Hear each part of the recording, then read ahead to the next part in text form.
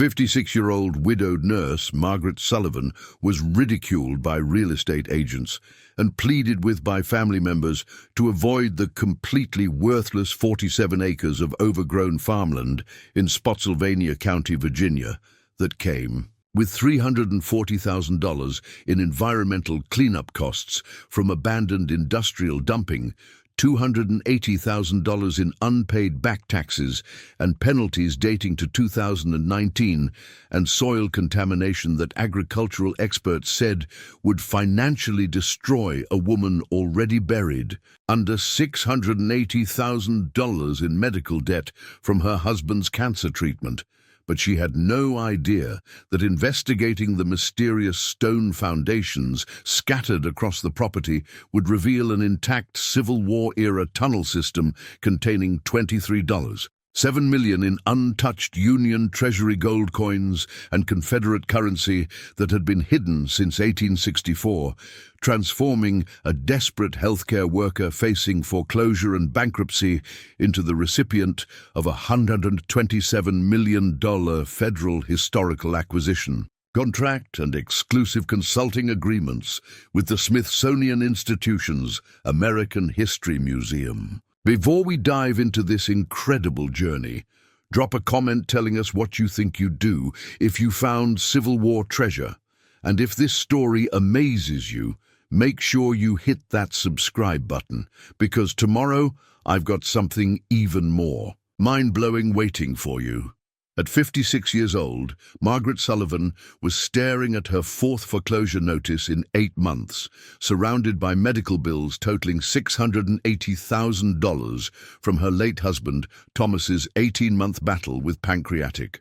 cancer that had consumed their entire life savings, retirement accounts, and home equity, while the chemotherapy treatments and experimental procedures consumed every waking hour of their final year together. The medical debt collection notices scattered across her kitchen table in her modest ranch house in Henrico County, Virginia, showed accumulated interest and penalties that had grown from $420,000 in original treatment costs to $680,000 in total. Obligations that collection agencies pursued through daily phone calls, threatening letters, and garnishment proceedings that had already seized 60% of her nursing salary from VCU Medical Center. The crushing mathematical reality that kept Margaret awake every night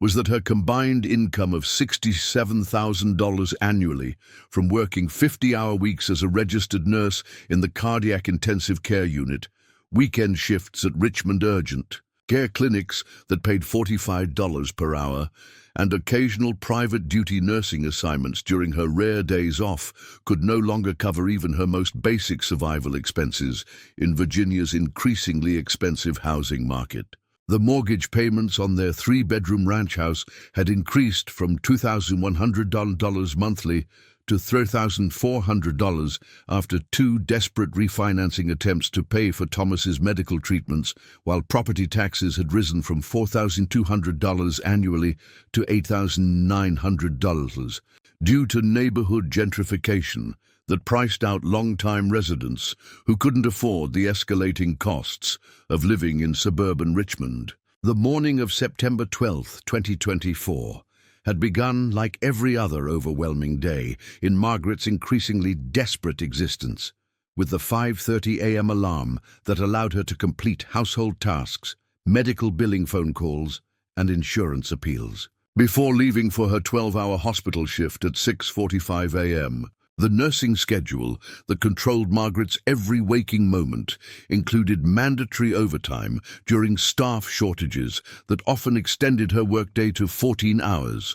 electronic documentation requirements that consumed an additional hour of unpaid time after each shift, and continuing education obligations that cost $2,400 annually while requiring weekend hours that could have been spent earning overtime pay to address her mounting debt obligations. The medical debt crisis that had destroyed Margaret's financial stability had begun in March 2022, when Thomas's routine annual physical examination at age 58 revealed elevated liver enzymes and unexplained weight loss that led to diagnostic testing costing $23,000 before insurance coverage, followed by a stage 4 pancreatic cancer diagnosis that required immediate treatment at specialty oncology centers, where their insurance coverage provided only partial reimbursement for experimental procedures that represented Thomas's only hope for meaningful survival extension. The cancer treatment protocol that Thomas's oncologist at VCU Massey Cancer Center recommended included weekly chemotherapy sessions costing $8,400 each, surgical procedures that totaled $140,000 before insurance adjustments, specialized medications that cost $12,000 monthly, and radiation therapy that added another $67,000 to their mounting medical expenses. The insurance coverage battles that Margaret had fought throughout Thomas's illness included denials for experimental immunotherapy treatments that his doctors considered essential for his specific cancer type, pre-authorization delays that postponed critical procedures for weeks while Thomas's condition deteriorated, and out-of-network penalties that occurred when the only available specialists who treated his rare cancer variant weren't covered under their Blue Cross Blue Shield plan. The insurance limitations that affected Thomas's treatment included annual caps on chemotherapy sessions that forced treatment interruptions, restrictions on hospital stays that forced premature discharge when Thomas needed continued monitoring for treatment complications, and exclusions for palliative care services that were essential for managing his severe pain and maintaining any quality of life during his final months of aggressive treatment. The specific medications that Thomas required for his pancreatic cancer treatment included FOLFIRINOX chemotherapy that cost $11,200 per infusion cycle,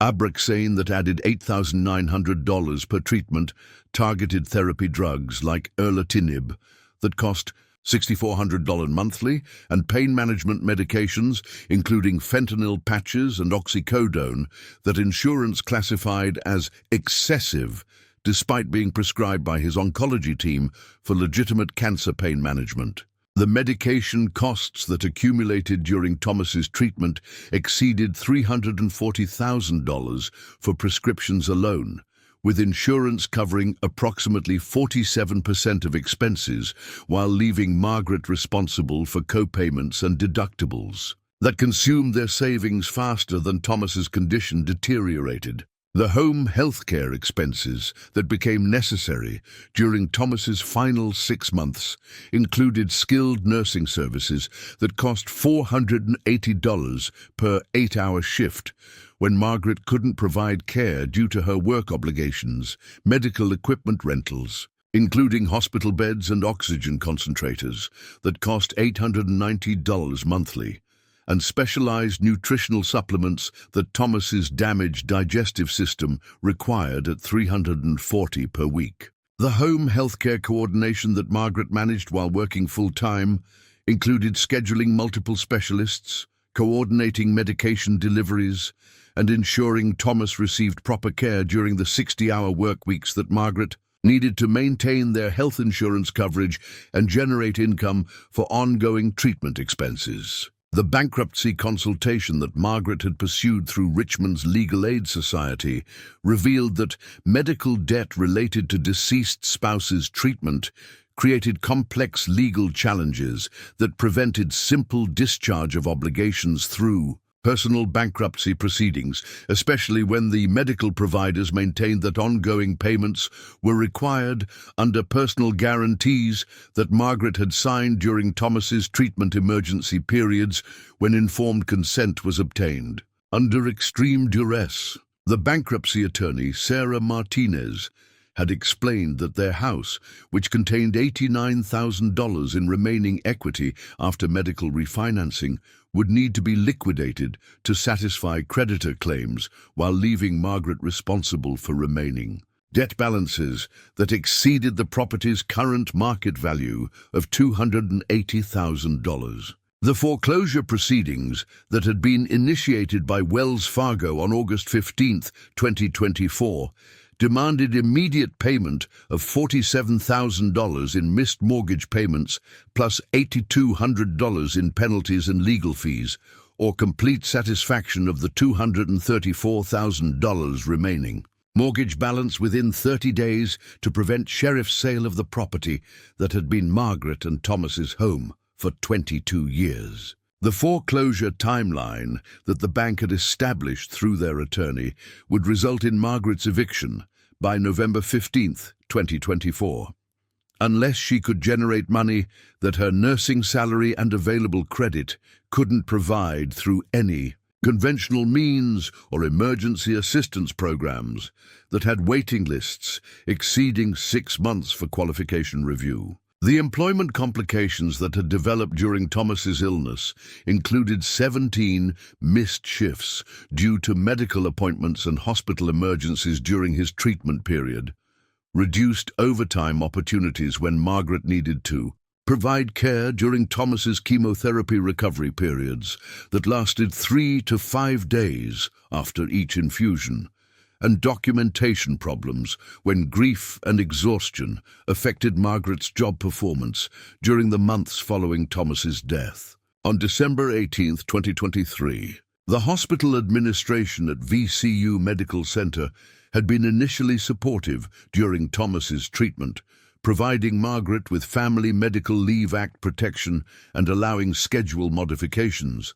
But their patience had deteriorated as Margaret's emotional struggles affected her attendance and performance ratings that determined eligibility for shift differentials and overtime assignments that provided essential income for debt service. The grief counseling expenses that Margaret had pursued to address her emotional trauma included weekly therapy sessions at $180 per visit that insurance covered only partially, prescription antidepressants that cost $240 monthly after insurance, copayments and grief support group participation that required transportation costs and time away from income-generating activities. The mental health treatment that Margaret needed for processing Thomas's death while managing overwhelming financial pressure was becoming financially impossible as her debt obligations consumed increasing percentages of her income while her emotional capacity for working overtime shifts decreased due to depression and anxiety symptoms that affected her job performance. The credit score destruction that had resulted from missed payments during Thomas's final months had reduced Margaret's FICO score from 780 to 340, eliminating her access to conventional loans, credit cards with reasonable interest rates, and rental housing in neighborhoods where she could afford to live on her nursing salary alone. The credit damage had created cascading problems, including utility security deposits of $800 per service when she needed to establish new accounts, higher insurance premiums that increased monthly expenses by $240 for auto and health coverage, and employment complications for nursing positions that required credit checks and eliminated opportunities at private hospitals and specialty clinics that paid higher wages than VCU Medical Center. The vehicle maintenance crisis that had emerged during Margaret's financial deterioration included necessary repairs to her 2016 Toyota Camry that required $3,400 for transmission work, brake system replacement, and engine maintenance that couldn't be postponed without creating safety hazards during her daily 40-mile commute to the hospital. The automotive expenses that Margaret couldn't afford had forced her to use credit cards for emergency repairs, while the car's declining reliability created additional stress about potential breakdown that could cost her job if she couldn't maintain reliable transportation to work during Richmond's winter weather conditions that made public transportation unreliable for healthcare workers with mandatory shift schedules. The family support system breakdown that had occurred during Thomas's illness included the loss of extended family assistance when relatives became overwhelmed by the duration and intensity of his medical crisis, financial limitations that prevented Margaret's siblings from providing monetary support during their own economic struggles with aging parents and college-age children, and interpersonal conflicts that developed when family members questioned the expensive experimental treatments that consumed their savings without extending Thomas's life significantly or improving his quality of life during his final months. Margaret's older sister, Patricia, who lived in Norfolk, had stopped visiting after conflicts about treatment decisions, while her younger brother, Michael, in Virginia Beach, had offered emotional support but couldn't provide financial assistance due to his own family's needs. The social isolation that characterized Margaret's current situation included the loss of couple friendships that had been central to their social life for over 2 decades, financial inability to participate in activities with nursing colleagues who could afford entertainment and travel, and emotional exhaustion that made maintaining relationships difficult during the grief recovery period that followed Thomas's death. The support networks that had previously provided emotional strength through church activities, neighborhood associations, and professional organizations had become strained by Margaret's financial crisis and the practical limitations of surviving on a single income while managing overwhelming debt obligations that required constant attention and stress management. The continuing education requirements that Margaret's nursing license demanded included annual certification fees of $680 for maintaining her RN license, mandatory training courses that cost $200 yearly for cardiac care specialization, and conference attendance that required travel expenses and time off work that she couldn't afford while struggling to maintain basic survival expenses. The professional development obligations that could affect Margaret's employment eligibility were becoming impossible to maintain during her financial crisis, potentially threatening her nursing career and the specialized cardiac care experience that represented her only hope for eventual debt repayment through higher-paying positions at private hospitals or specialty clinics. The retirement account devastation that had occurred during Thomas's treatment included complete liquidation of Margaret's 401k savings that had contained $127,000 in accumulated retirement funds from 28 years of nursing career, early withdrawal penalties that consumed $31,000 of the available money due to hardship withdrawal rules, and tax obligations that would generate additional debt when filing their final joint tax return for 2023. The retirement security that Margaret had built through decades of careful saving and employer matching contributions had been completely eliminated, leaving her with no financial safety net and no prospect for future retirement that wouldn't require continued employment until she became physically unable to work in the demanding hospital environment. The utility disconnection crisis that had been escalating throughout the summer included electricity service termination warnings from Dominion Energy due to $2,840 in unpaid bills, natural gas disconnection notices that threatened heating service during Virginia's approaching winter, and water service suspension warnings from Henrico County that would eliminate basic sanitation capabilities. The utility expenses that Margaret couldn't afford had forced her to choose between maintaining essential services and making minimum debt payments, while her nursing salary was garnished by collection agencies that had obtained court orders for debt recovery. The prescription medication expenses that Margaret required for managing hypertension and diabetes that had developed during Thomas's caregiving stress included monthly costs of $340 for medications that insurance covered only partially, blood, glucose monitoring supplies that cost $89 monthly, and regular physician visits for chronic disease management that cost $208 per appointment, after insurance co-payments. The healthcare expenses that Margaret needed for maintaining her own health while working demanding hospital shifts were becoming impossible to afford while servicing overwhelming debt obligations that consumed 78% of her gross income. The legal complications that surrounded Thomas's medical debt included personal guarantees that Margaret had signed for experimental treatments during crisis periods when Thomas's condition was deteriorating rapidly, medical equipment financing, agreements that remained active after Thomas's death and required continued payments for devices that were no longer needed,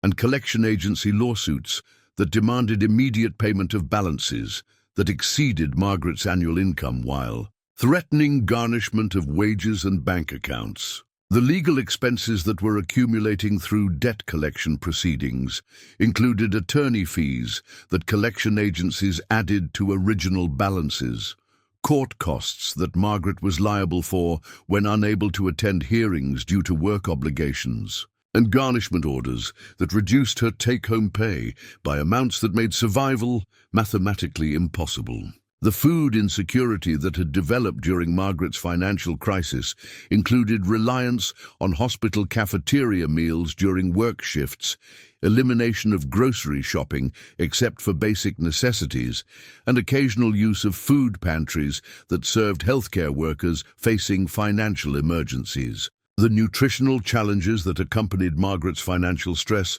included irregular eating patterns due to work schedule demands, limited access to fresh foods due to transportation and financial constraints, and the physical exhaustion that made meal preparation difficult after 14-hour hospital shifts that left her emotionally and physically depleted. The housing maintenance problems that Margaret couldn't afford to address included a leaking roof that required $8,400 in repairs, HVAC system problems that left her without adequate heating during winter months, and electrical issues that created safety hazards but required professional repairs, costing $2,900. The property maintenance expenses that home ownership demanded were becoming impossible to manage while Margaret faced foreclosure proceedings that would eliminate her housing security regardless of whether repairs were completed or deferred until after the financial crisis was resolved.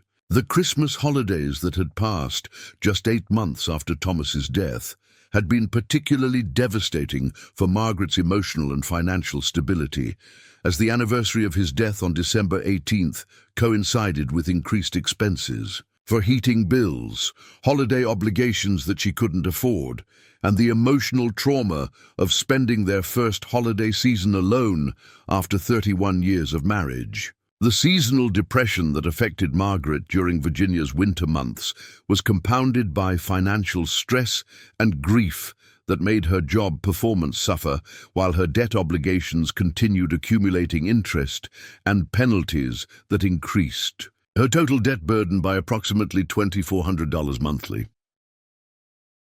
The insurance premium increases that had occurred when Margaret's coverage changed from spousal coverage under Thomas's employer plan to individual coverage through her hospital employment included higher deductibles that increased from $2,400 annually to $6,800, reduced prescription coverage that increased her medication costs by 60%, and elimination of dental and vision benefits that Thomas's plan had provided. The healthcare coverage changes that accompanied Margaret's transition to widowhood had increased her annual medical expenses by approximately $4,200, while reducing the quality of coverage during a period when stress-related health problems required increased medical attention and prescription management. At this moment of complete financial collapse, with Thomas's death leaving her alone to face debt obligations that exceeded her lifetime earning potential while maintaining employment that provided barely enough income for basic survival,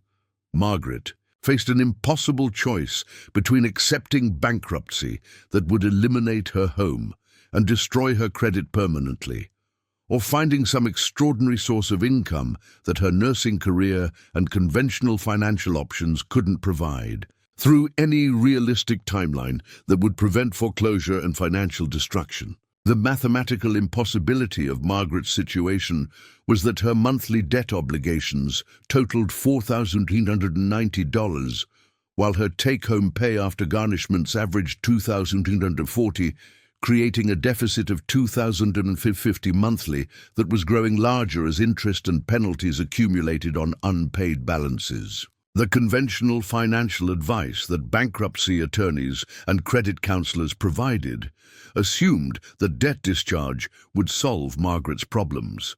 But the reality was that losing her home would create rental expenses exceeding her mortgage payments, while eliminating the only asset that could potentially generate future equity or provide housing security during her remaining working years. But what Margaret couldn't have known as she prepared for her shift at VCU Medical Center on that September morning was that a Spotsylvania County tax auction notice she would discover in her mailbox that afternoon would present an opportunity that seemed guaranteed to complete her financial destruction while actually providing the discovery that would transform her desperate circumstances into extraordinary wealth and historical significance that exceeded anything a widowed nurse from Richmond could have imagined during those dark months of grief and financial terror that had consumed her life since losing Thomas to pancreatic cancer. The certified mail notice that arrived on September 12, 2024, felt like the universe delivering its cruelest possible joke when Margaret discovered it wedged between overdue utility bills and medical collection notices in her mailbox after completing another exhausting 14-hour shift at VCU Medical Center. The official notification from the Spotsylvania County Commissioner of Revenue informed her that 47 acres of undeveloped farmland located at 2847 Confederate Road in Spotsylvania County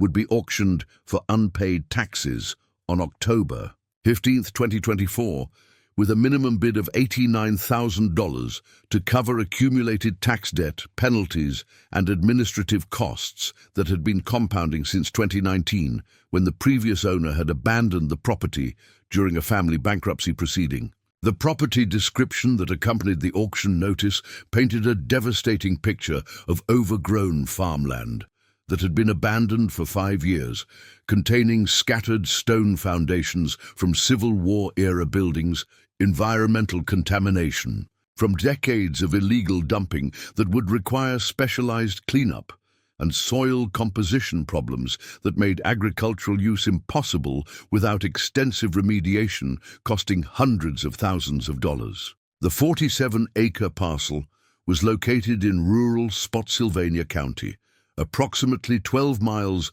from the Fredericksburg National Battlefield, in an area that local real estate agents had labeled completely worthless due to zoning restrictions, environmental problems, and lack of utilities or road access that made development economically unfeasible for individual property owners. The environmental assessment report that Margaret obtained from the Spotsylvania County Environmental Health Department revealed contamination problems throughout the property, including petroleum products that had been illegally dumped during the 1980s and 1990s, chemical runoff from agricultural activities that had contaminated groundwater supplies, and construction debris containing asbestos and lead-based materials that posed serious health hazards during any excavation or development activities. The environmental compliance requirements estimated that comprehensive testing and remediation would cost between $340,000 and $480,000 before any construction or agricultural use could be safely implemented,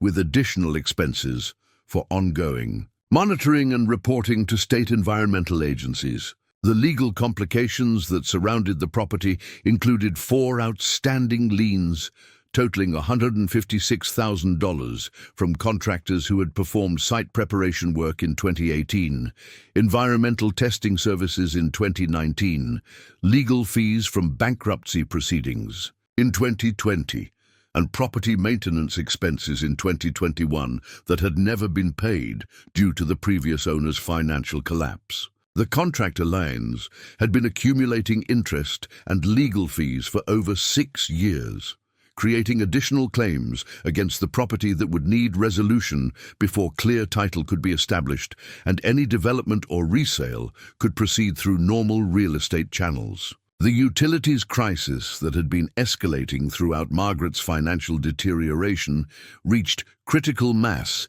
during the final weeks of September 2024,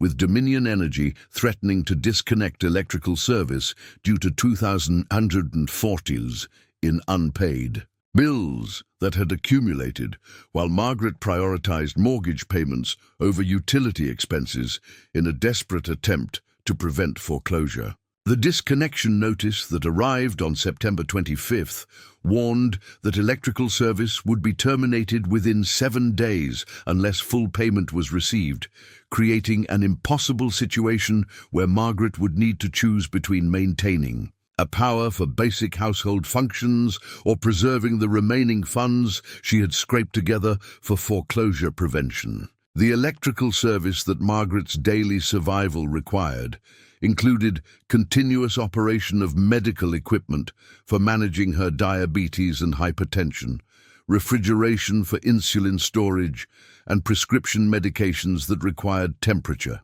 control, and lighting systems that allowed her to complete medical billing paperwork and insurance appeals during evening hours after her hospital shifts. The medical equipment that would become non-functional without electricity included a CPAP machine for sleep apnea that had developed during caregiving stress, blood glucose monitoring devices that required electrical charging,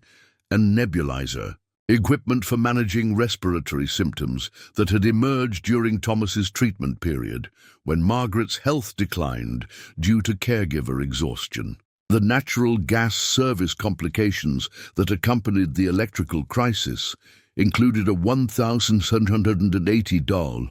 outstanding balance with Virginia Natural Gas that had triggered automatic shut-off warnings, leaving Margaret without heating during Virginia's approaching winter season when temperatures regularly dropped below freezing. The heating costs that Margaret's survival required during winter months typically consumed $340 to $480 monthly for maintaining minimum temperatures in their 1,800-square-foot ranch house.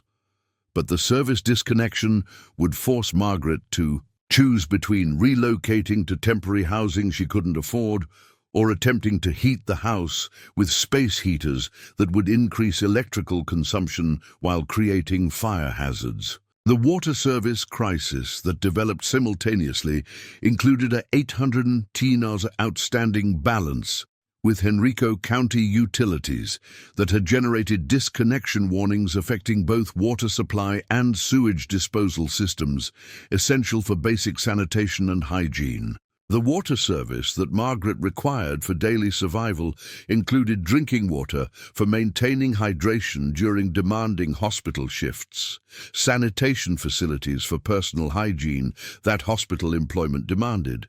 and laundry capabilities for washing nursing scrubs and maintaining professional appearance standards that were mandatory for patient care responsibilities. The telecommunications problems that emerged during the utility crisis included cell phone service suspension due to unpaid bills totaling $420,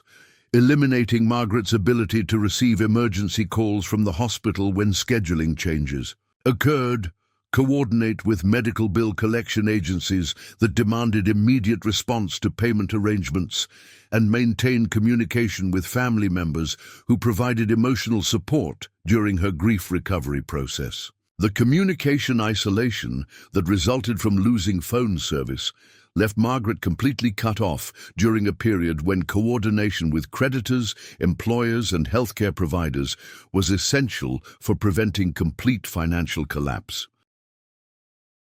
The Internet service termination that occurred on October 2nd due to unpaid bills of $280 had eliminated Margaret's ability to access online banking for monitoring account balances and automatic payments, complete mandatory hospital training, modules that were required for maintaining employment eligibility, and research potential solutions to her financial crisis through bankruptcy information, debt counseling resources, and employment opportunities that might provide additional income streams. The digital isolation that resulted from internet disconnection had serious implications for Margaret's ability to manage her financial obligations and maintain the technological competence that modern healthcare employment required.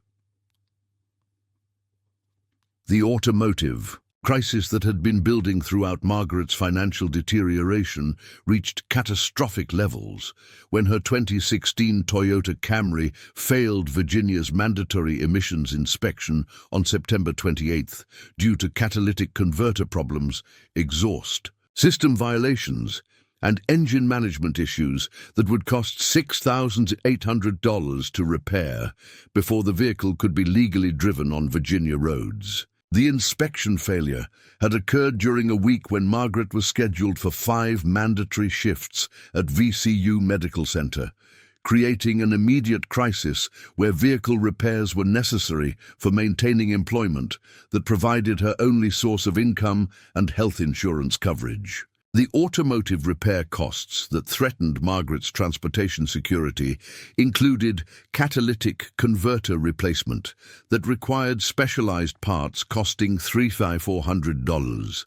engine diagnostic work that involved computer programming services charging $408 per hour, and exhaust system repairs that needed to meet stringent Virginia emission standards, significantly more expensive than repairs in other states. The repair estimates from 3 different Richmond area automotive services ranged from $6,200 to $8,900 for work that would be required before Margaret's vehicle could pass emissions testing and maintain legal registration status that was mandatory for commuting to work. The vehicle insurance complications that accompanied the transportation problems included policy cancellation due to missed payments totaling $1,240, leaving Margaret liable for driving violations and accident damages that could result in criminal charges and financial liability that would destroy any remaining credits standing, while potentially leading to imprisonment that would eliminate her ability to work and generate income. The insurance cancellation had occurred automatically when Margaret's bank account couldn't cover the monthly premium payment, and the reinstatement requirements included full payment of outstanding premiums plus penalties and fees that totaled $2,680 before coverage could be restored. The vehicle registration problems that prevented legal operation of Margaret's car included expired license plates that required current insurance coverage and payment of registration fees totaling $520 before new plates could be issued.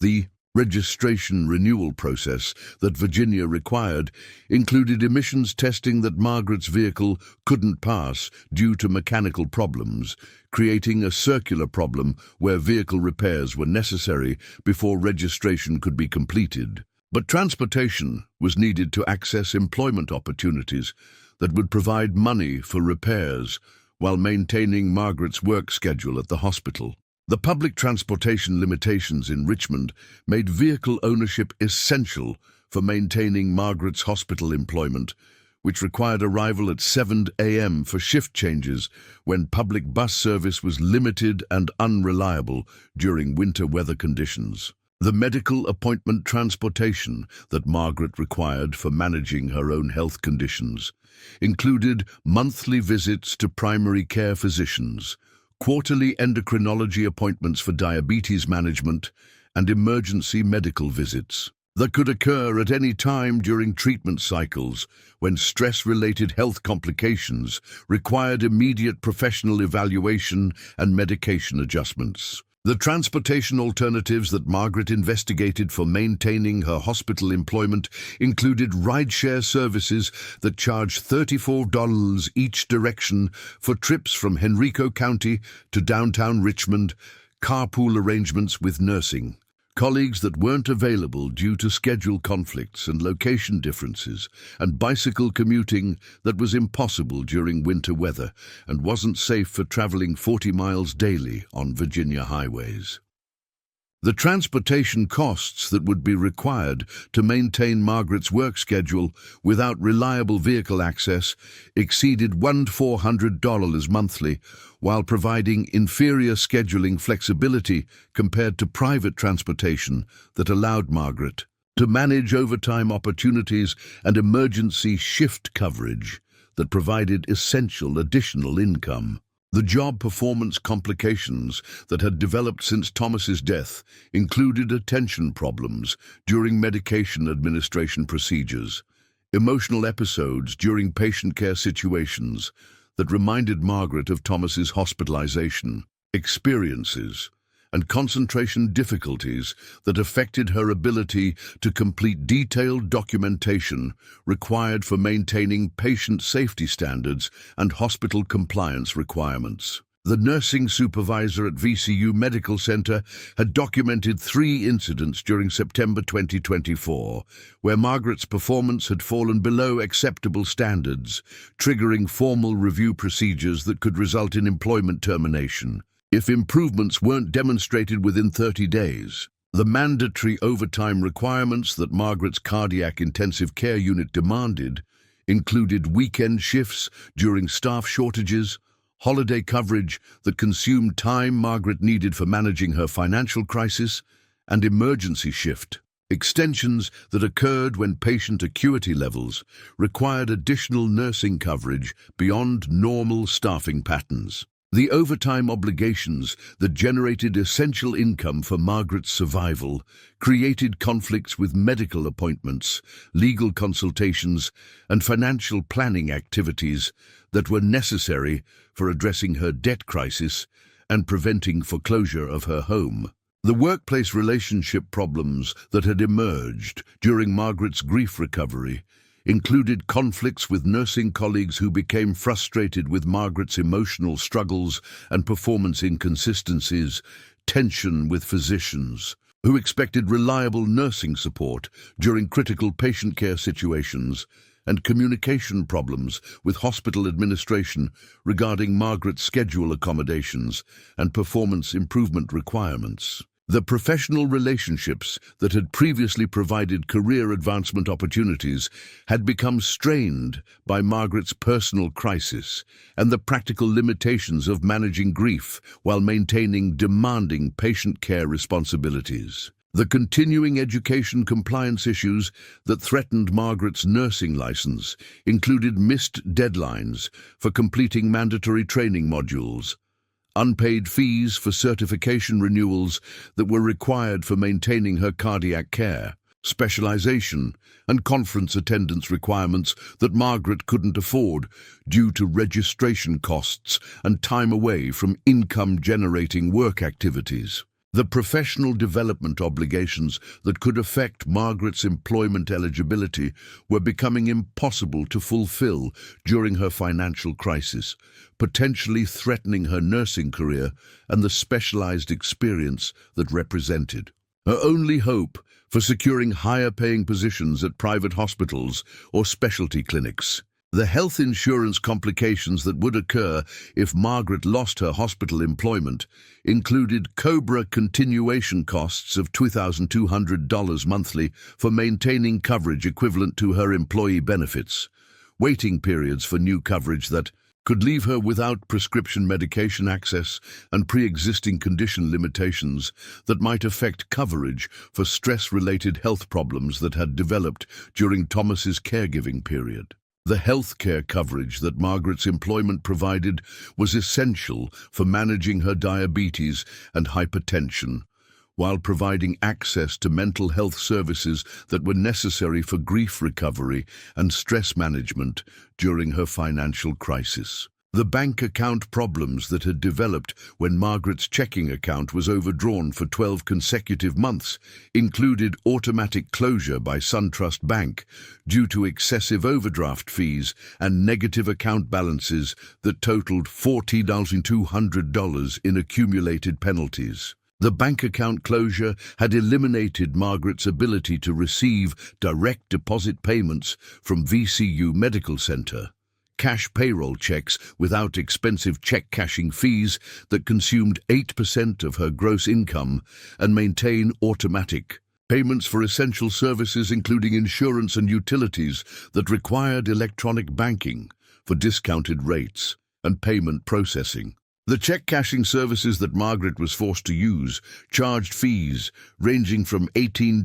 to $34 per paycheck, consuming approximately $180 monthly from her limited income while providing no banking services that could help her rebuild financial stability or establish emergency savings for future crises. The financial isolation that resulted from losing traditional banking access had forced Margaret to conduct all financial transactions through cash or money orders that charged additional fees while providing no fraud protection or transaction records that would help her track expenses and manage her complex medical billing and debt payment obligations.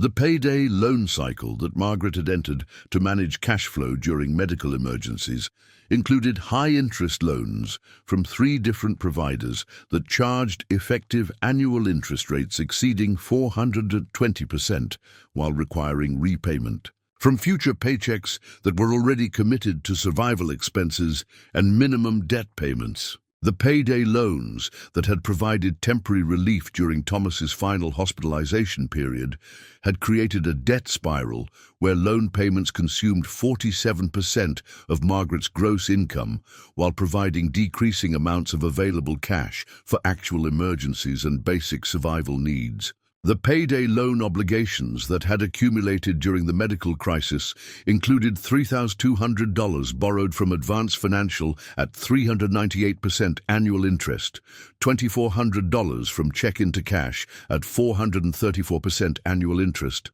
and $2,800 from Money Mart at 456% annual interest. The loan payments that were automatically deducted from Margaret's paychecks totaled $1,940 monthly, while generating new borrowing needs when medical expenses and basic survival costs exceeded her remaining income, creating a perpetual cycle of debt that made financial recovery mathematically impossible without external intervention or debt forgiveness that wasn't available through conventional financial assistance programs. The credit card debt accumulation that had resulted from medical emergency expenses included $23,000 in balances across 4 different cards that had been used for prescription medications, medical equipment purchases, and emergency expenses during Thomas's treatment period. The credit card payments that were required for maintaining minimum payment status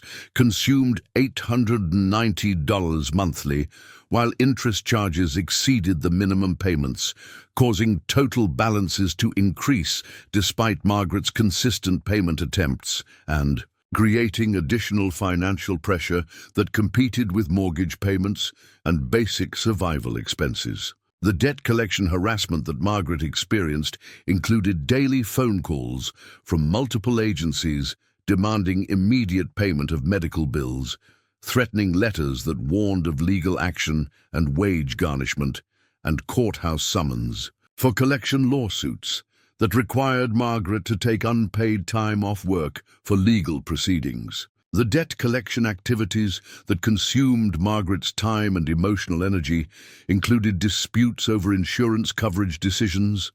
appeals of denied claims that required extensive documentation and medical records research,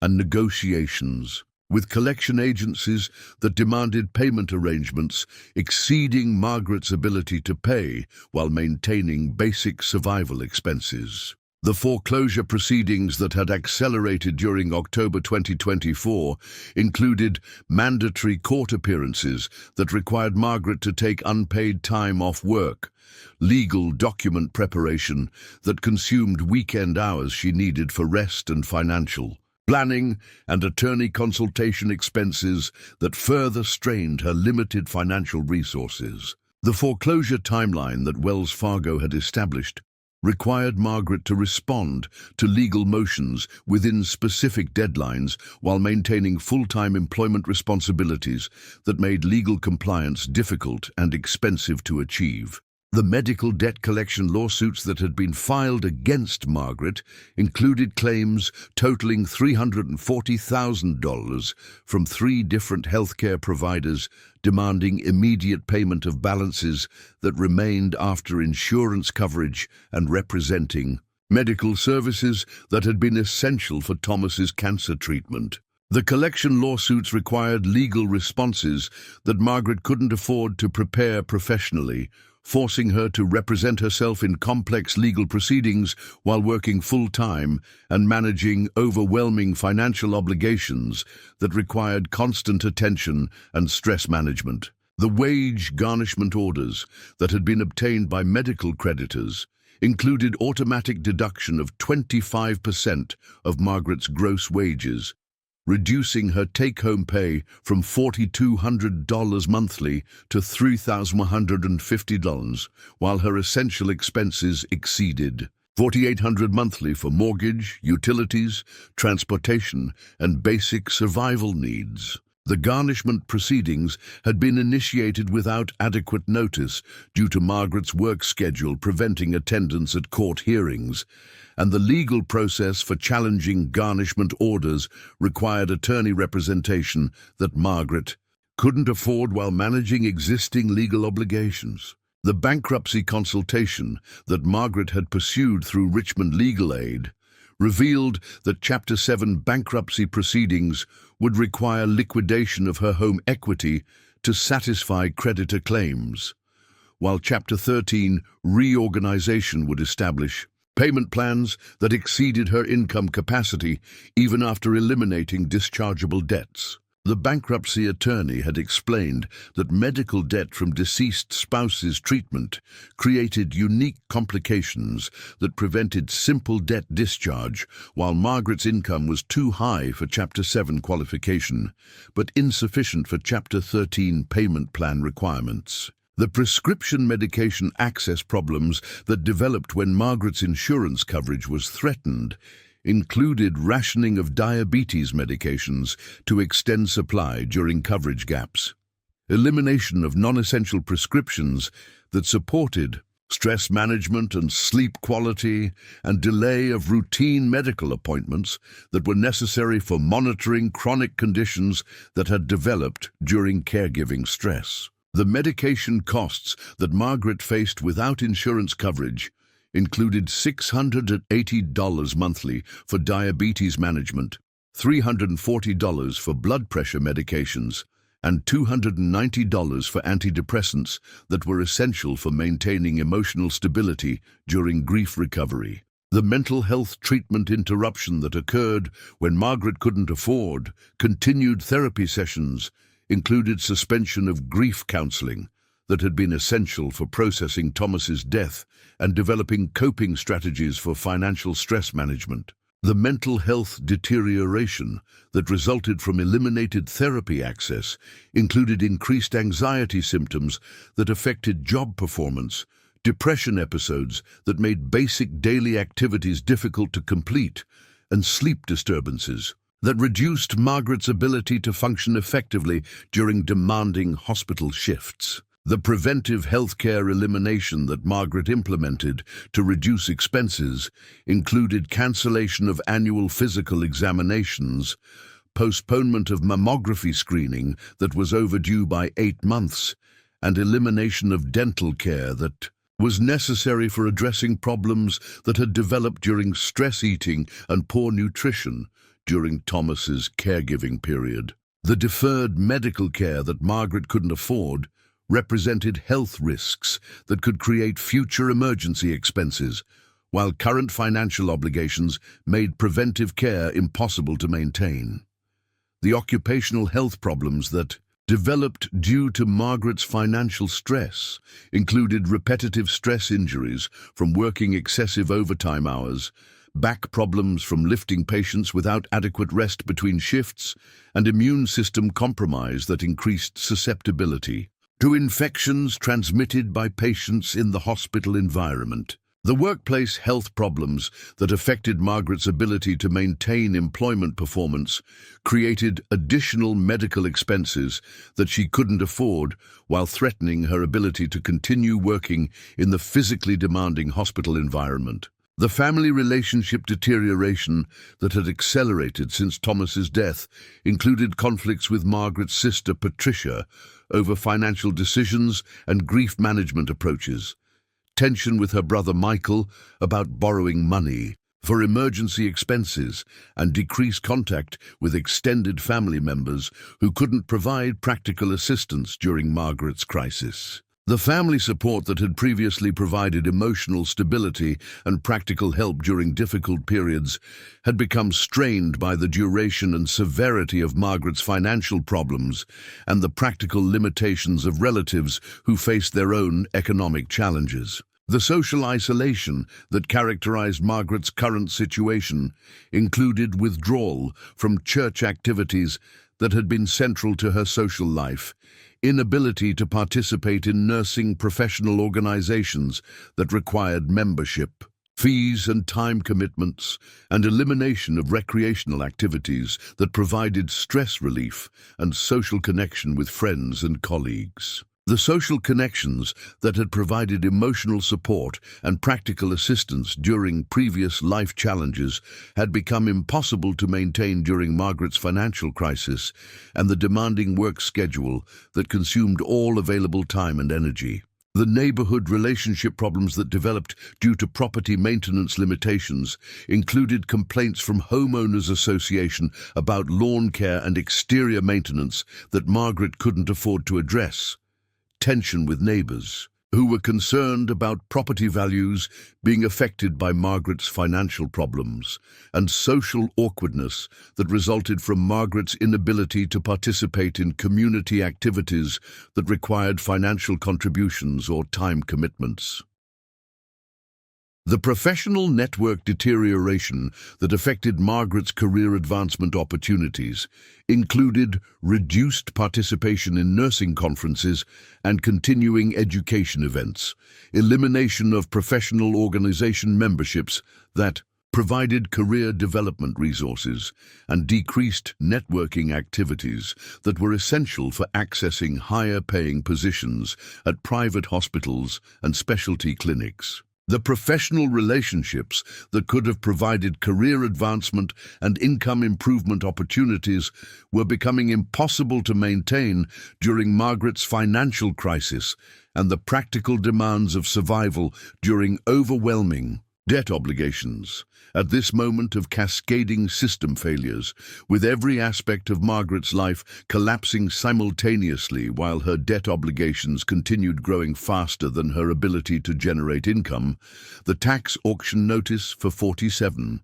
acres of worthless Spotsylvania County farmland seemed like the final cruel joke that would complete her financial destruction. But what Margaret couldn't have known was that this apparently disastrous opportunity would soon provide the discovery that would transform her impossible circumstances into extraordinary wealth and vindicate her desperate choice to risk everything on seemingly worthless Civil War-era farmland that contained secrets more valuable than anything a struggling nurse could have imagined.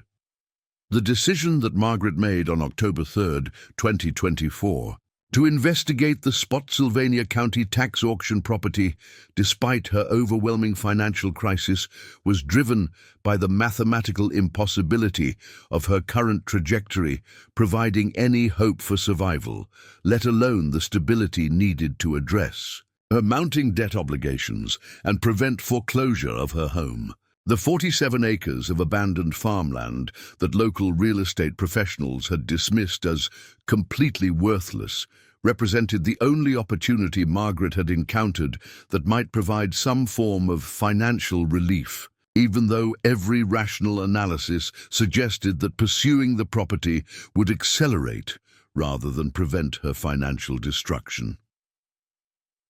The initial property visit that Margaret conducted on October 5th during her day off from VCU Medical Center required using vacation time she couldn't afford to lose and gasoline expenses that consumed $47 from her dwindling emergency funds, but provided her first direct observation of the land that would either save or destroy her family's future. The 47-acre parcel, located on Confederate Road in rural Spotsylvania County, appeared exactly as the auction documents had described, overgrown with dense vegetation that had been accumulating for 5 years since abandonment, scattered with mysterious stone foundations that local historians had attributed to Civil War-era farm buildings, and obviously contaminated with debris and chemical residues that would require expensive cleanup before any legitimate use could be considered. The property boundaries that Margaret walked during her 3-hour inspection revealed the full scope of environmental problems that had made the land economically worthless to previous owners and potential buyers. The northern section near Confederate Road contained approximately 12 acres of heavily contaminated soil where petroleum products had been illegally dumped during the 1980s and 1990s, creating rainbow-colored surface films on standing water, and chemical odors that were detectable from over 100 feet away. The central area encompassed 23 acres of overgrown agricultural land that had been abandoned since 2019, containing rusted farm equipment, collapsed barn structures, and chemical containers that suggested decades of improper pesticide and fertilizer storage that would require soil remediation before any agricultural or construction use could be safely implemented. The southern portion of the property included 12 acres of heavily wooded terrain that contained the most intriguing features Margaret discovered during her inspection. 7 distinct stone foundation ruins that appeared to date from the Civil War era, arranged in patterns that suggested they had once supported substantial buildings rather than simple agricultural structures. The stone foundations varied in size from small rectangular areas measuring approximately 12 feet by 16 feet to larger complex structures that measured over 40 feet by 60 feet, constructed using locally quarried granite and mortar, techniques that historical architecture experts would later identify as consistent with 1860s construction methods used for military and government facilities rather than typical farmhouse or barn foundations. The environmental assessment documentation that Margaret reviewed during her property inspection included a 2019 study conducted by Richmond Environmental Services that had identified contamination throughout the property, requiring immediate attention and ongoing monitoring. The contamination sources documented in the environmental report included petroleum products that had been dumped in makeshift pits during the property's use as an unofficial waste disposal site, agricultural chemicals that had been stored in deteriorating containers for over 20 years, and construction debris containing asbestos and lead-based materials that pose serious health hazards during any excavation or site preparation activities. The soil contamination analysis that had been completed in 2020 revealed contamination levels that exceeded Virginia Department of Environmental Quality standards for residential and agricultural use, requiring comprehensive remediation that would involve removing contaminated soil to depths exceeding 8 feet across approximately 15 acres of the property. The remediation estimates provided by 3 different environmental contractors ranged from $340,000 to $480,000 for complete cleanup that would meet state environmental standards. with additional ongoing monitoring costs that could continue for 15 to 20 years after initial remediation was completed. The groundwater contamination problems that affected the property included petroleum products and agricultural chemicals that had infiltrated the water tables serving the surrounding rural area, creating potential liability for cleanup costs that could extend far beyond the property boundaries and affect neighboring wells and water supplies used by residents throughout the region. The groundwater remediation requirements that environmental consultants had identified would require installation of monitoring wells, ongoing water testing, and potential treatment systems that could cost an additional $120,000 to $180,000 for initial installation and $15,000 to $25,000 annually for continued operation and maintenance. The first professional consultation that Margaret arranged was with environmental attorney David Richardson from Richmond Environmental Law Associates, who reviewed the property documentation during an October 8th meeting that cost $680 from Margaret's remaining credit card limit and provided what he described as the most straightforward legal advice I've given in 23 years of environmental law practice. Richardson spread the contamination reports, liability assessments, and regulatory compliance requirements across his conference table while explaining that accepting ownership of the property would create immediate personal liability for environmental cleanup costs that could easily exceed $600,000 while providing no realistic path to recovering those expenses through property development or resale in the current real estate market.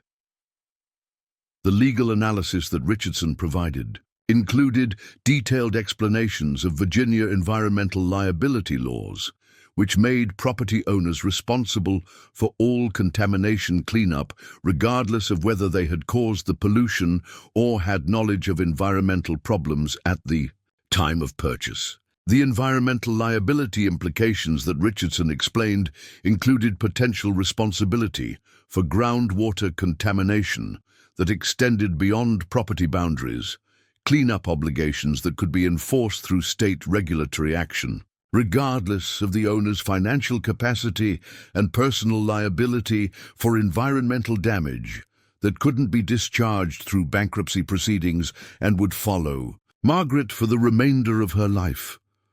The regulatory compliance requirements that Richardson outlined included mandatory reporting to the Virginia Department of Environmental Quality within 30 days of taking ownership, implementation of contamination containment measures that would cost $45,000 to $67,000 for temporary environmental protection, and submission of remediation plans prepared by certified environmental engineers at costs ranging from $23,000 to $34,000 for initial assessment and planning. The regulatory timeline that governed environmental compliance would require Margaret to begin substantive remediation activities within 6 months of ownership or face daily fines of $2,500 to $10,000 that would accumulate until compliance was achieved. The insurance implications that Richardson discussed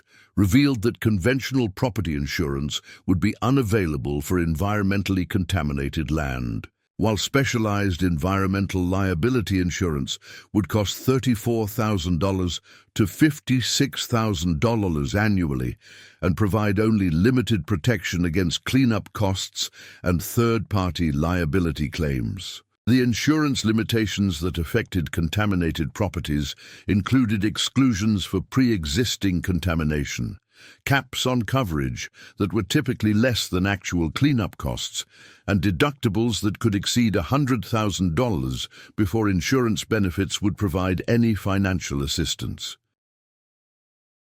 The second expert opinion that Margaret sought came from Civil War historian Dr. Patricia Morrison from the University of Richmond, who specialized in Civil War-era military installations and agreed to review historical documentation about the Spotsylvania County property for a consultation fee of $580 that Margaret borrowed against her remaining credit card limit. Dr. Morrison's preliminary research, conducted during our October 12th site visit, revealed that the property had indeed been used during the Civil War period, but her initial assessment suggested that any historical significance would be insufficient to offset the environmental liabilities and regulatory complications that made property ownership financially catastrophic for individual buyers. The historical analysis that Dr. Morrison provided included research into Civil War military records, local property deeds, and archaeological surveys that had been conducted in Spotsylvania County during the 1970s and 1980s. The documentation that Dr. Morrison reviewed suggested that the property had been used as a staging area for Union forces during the Battle of Spotsylvania Courthouse in May 1864, but her preliminary assessment indicated that any artifacts or historical features that might remain would be of academic interest rather than commercial value that could offset environmental cleanup costs or provide income for property maintenance and development. The archaeological potential that Dr. Morrison discussed included the possibility that systematic excavation might reveal Civil War artifacts, building foundations, or other historical features that could be significant for academic research and historical preservation.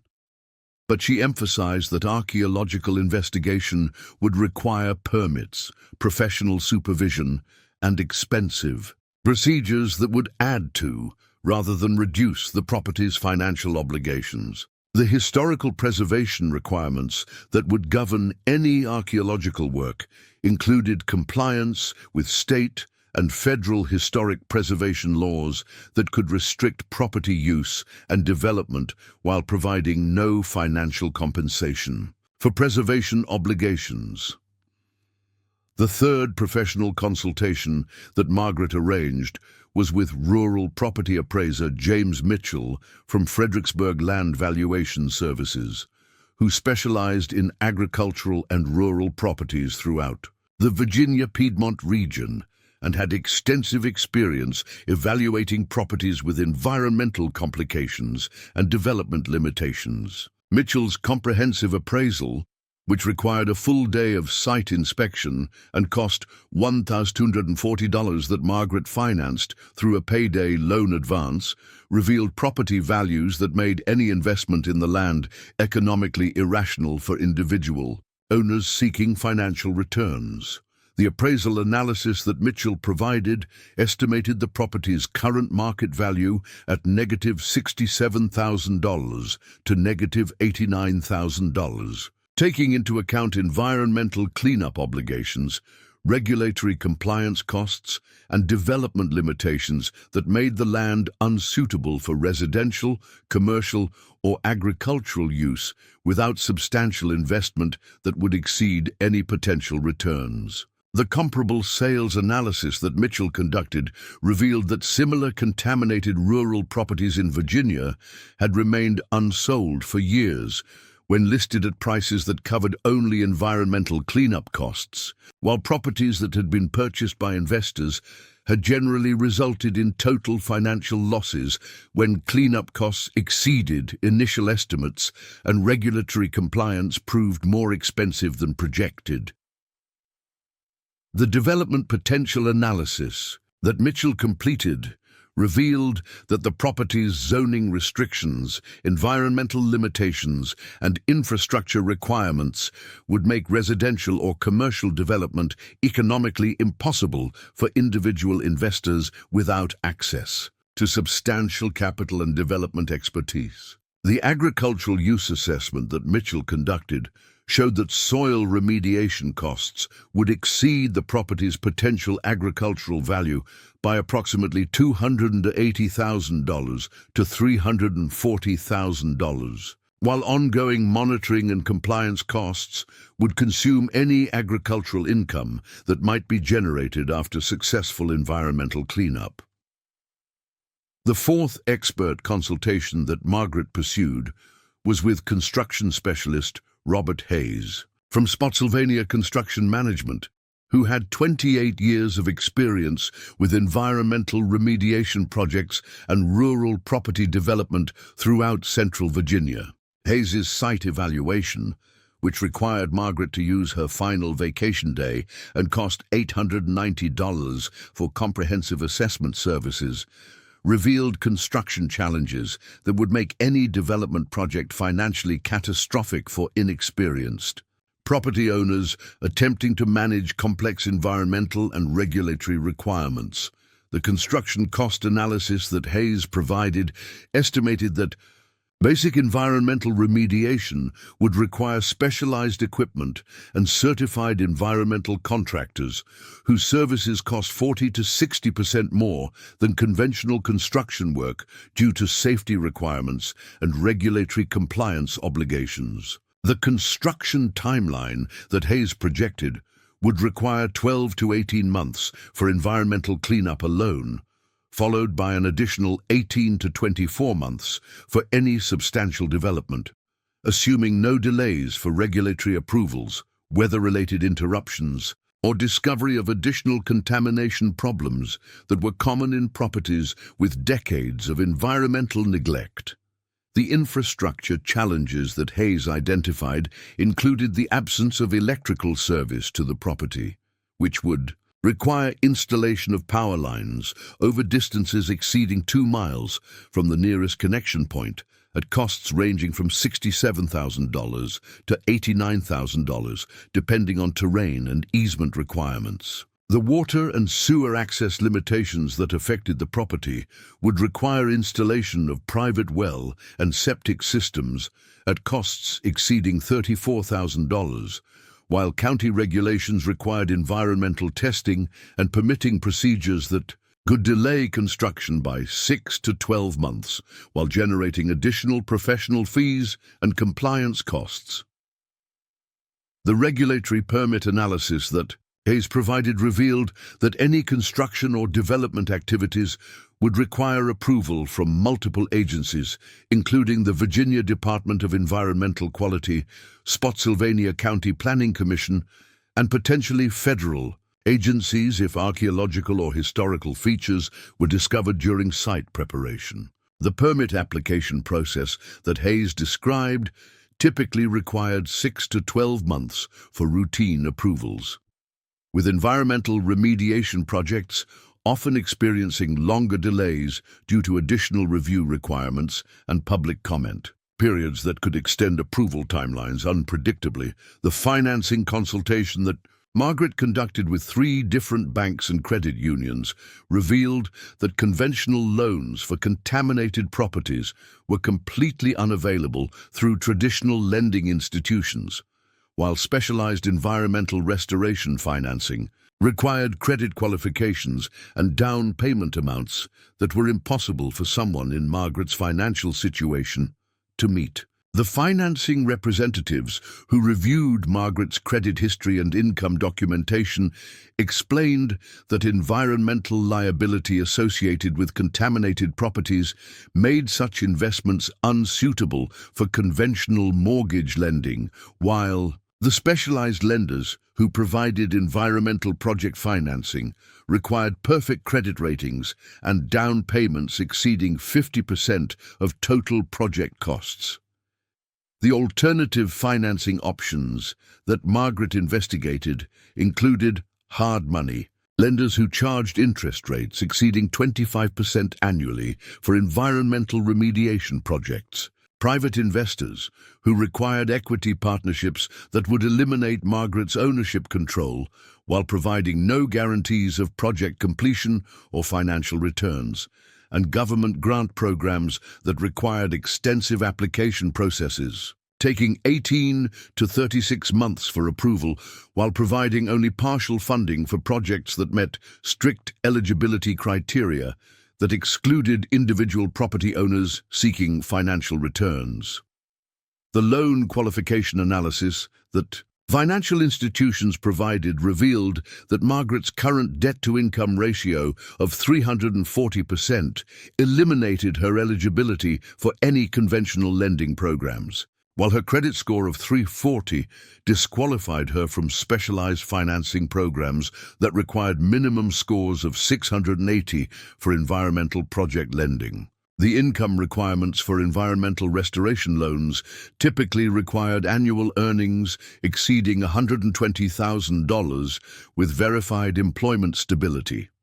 while Margaret's nursing salary and employment complications made her ineligible for loan programs that required consistent income documentation and job security verification. The down payment requirements for environmental restoration financing range from $180,000 to $340,000 for projects similar to the Spotsylvania County property remediation, representing amounts that exceeded Margaret's lifetime earnings, while providing no guarantee that total project costs wouldn't exceed initial estimates by 50 to 100% due to unforeseen contamination problems or regulatory complications. The financial projections that lenders provided showed that successful environmental remediation would require total investments of $450,000 to $680,000 over 2 to 3 years,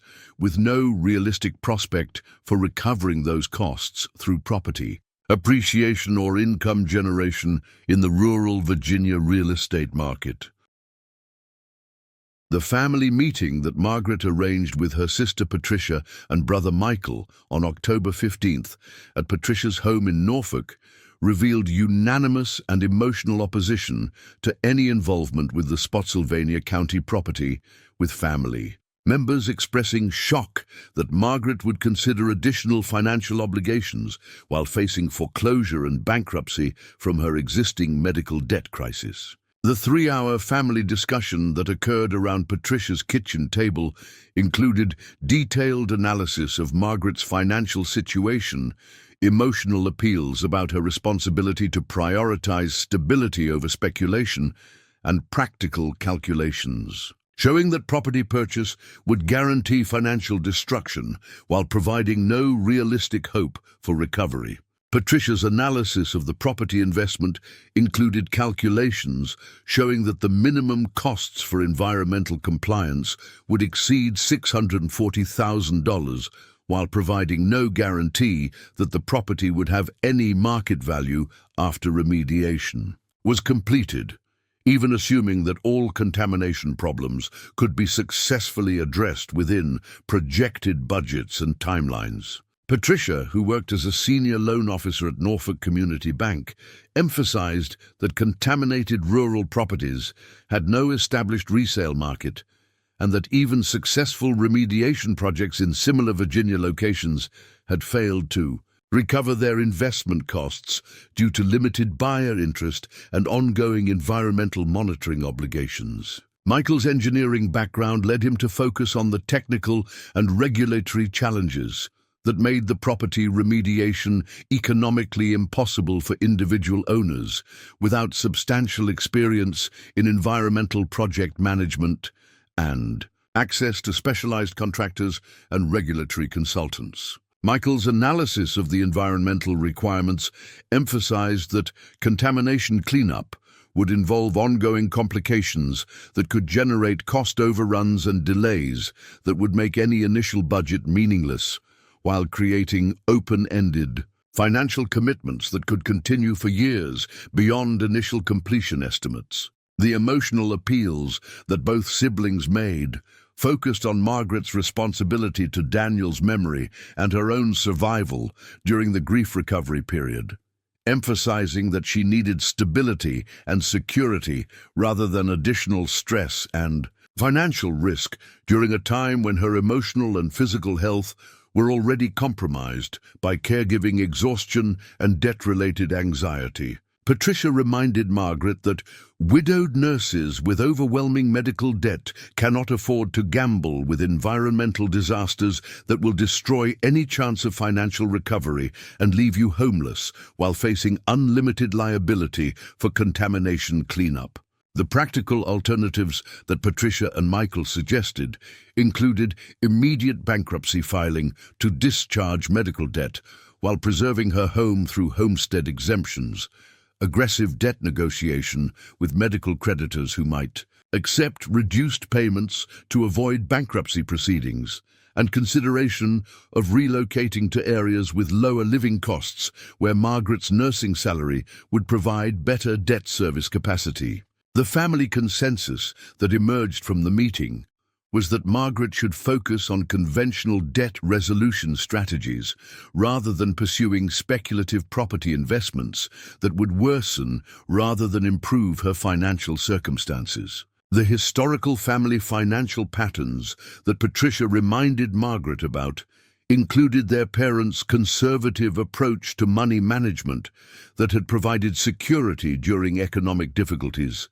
Thomas's practical decision-making about major purchases that had protected their family from financial disasters during previous recessions, and Margaret's own historically responsible financial management that had built substantial savings before the medical crisis eliminated their emergency funds. The family meeting concluded with emotional appeals for Margaret to honor Thomas's memory by making decisions that would protect rather than threaten her long-term financial security and housing stability.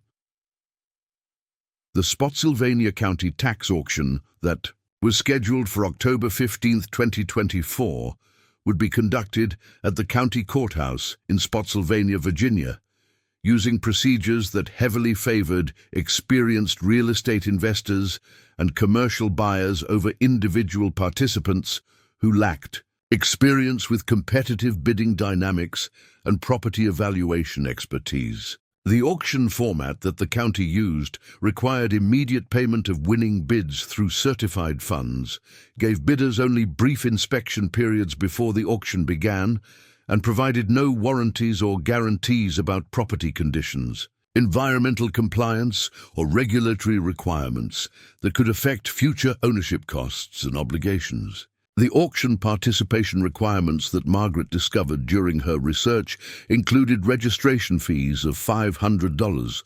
proof of financing for bids up to $200,000, and bidder qualification procedures that required current bank statements and credit verification that could eliminate participants with poor credit histories or limited financial resources. The auction procedures that governed tax sales provided no cooling-off periods, no financing contingencies, and no opportunities to withdraw winning bids if post-auction investigation revealed problems that weren't apparent during the brief pre-auction inspection period. The competitive bidding environment that Margaret would face included experienced real estate investors who specialized in tax auction purchases,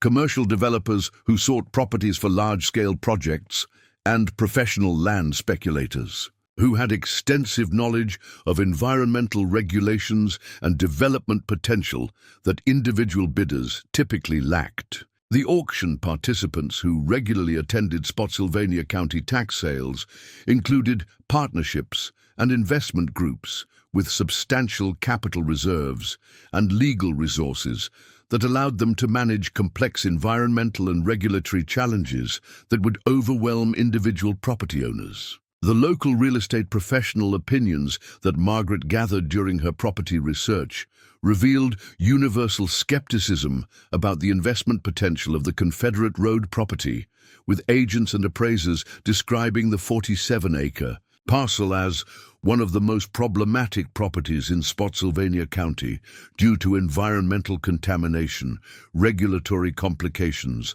and development limitations that made profitable use virtually impossible for private owners. The real estate market analysis that local professionals provided showed that similar contaminated rural properties had remained unsold for years when listed at realistic prices, while properties that had sold to inexperienced buyers had generally resulted in foreclosure and financial ruin when cleanup costs exceeded owner resources. The community sentiment about the property that Margaret discovered through conversations with neighboring landowners and local residents revealed long-standing concerns about environmental contamination and the potential for groundwater pollution that could affect area wells and water supplies. The neighboring property owners who Margaret spoke with during her site visits expressed concern that inadequate environmental cleanup could worsen contamination problems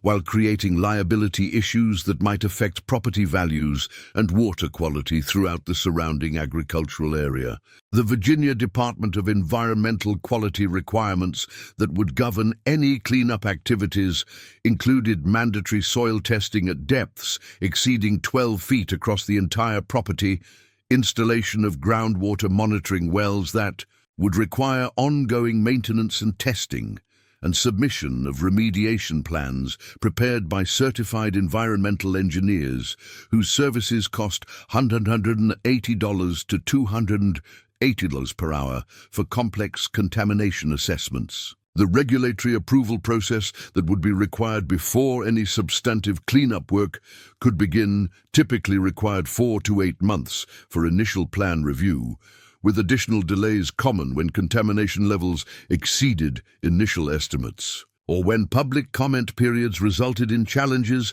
to proposed remediation approaches. The federal oversight complications that could affect the property included potential involvement of the Environmental Protection Agency if contamination was determined to affect interstate waters, or if cleanup activities revealed contamination sources that crossed state boundaries. The federal environmental requirements that might apply to the property included compliance with the Comprehensive Environmental Response, Compensation, and Liability Act, CERCLA, which could impose additional cleanup standards and liability obligations that exceeded state requirements while providing no additional funding or assistance for remediation costs. The local zoning and planning restrictions that affected the property included Spotsylvania County requirements for environmental compliance before any development permits could be issued, agricultural preservation designations that limited commercial and residential development options, and historical preservation considerations that could restrict excavation and site modification activities if archaeological features were discovered during environmental cleanup procedures. The county regulations that governed contaminated properties included ongoing monitoring and reporting obligations that would continue indefinitely after initial cleanup was completed, creating perpetual administrative and financial responsibilities for property owners. The permit application procedures that Margaret would need to navigate included environmental impact assessments, soil remediation permits, groundwater protection compliance, and potentially archaeological investigation permits if historical features were discovered during site preparation. The permit application costs that would be required before any cleanup work could begin range from $12,000 to $23,000 for basic environmental permits, with additional fees for specialized permits that might be required if cleanup activities revealed unexpected contamination sources, or if archaeological investigation became necessary to comply with historical preservation requirements. At this moment of overwhelming expert opposition, family pressure, and regulatory complexity, with every professional analysis confirming that purchasing the Spotsylvania County property would guarantee financial disaster while providing no realistic hope for recovery, Margaret faced a decision that would determine whether her family's future held any possibility of stability and security, or would conclude with complete financial destruction and homelessness. The mathematical reality of her situation made even a disastrous property investment seem preferable to the certain bankruptcy and foreclosure that awaited if nothing changed in her circumstances before the November 15th deadline that would eliminate her housing security permanently. But what Margaret couldn't have known, as she prepared to make the most financially reckless decision of her life, was that the scattered stone foundations that every expert had dismissed as worthless Civil War ruins would soon reveal secrets that had been hidden for over 160 years, transforming her desperate gamble into the most significant historical discovery in Virginia since the excavation of Jamestown, and vindicating her choice to risk everything on seemingly worthless farmland that contained treasures beyond anything a struggling nurse could have imagined during those terrifying weeks when bankruptcy seemed inevitable and Thomas's medical debt threatened to destroy the last remnants of their family's financial security. The final 24 hours before the Spotsylvania County tax auction on October 15, 2024, represented the culmination of Margaret's impossible decision-making process,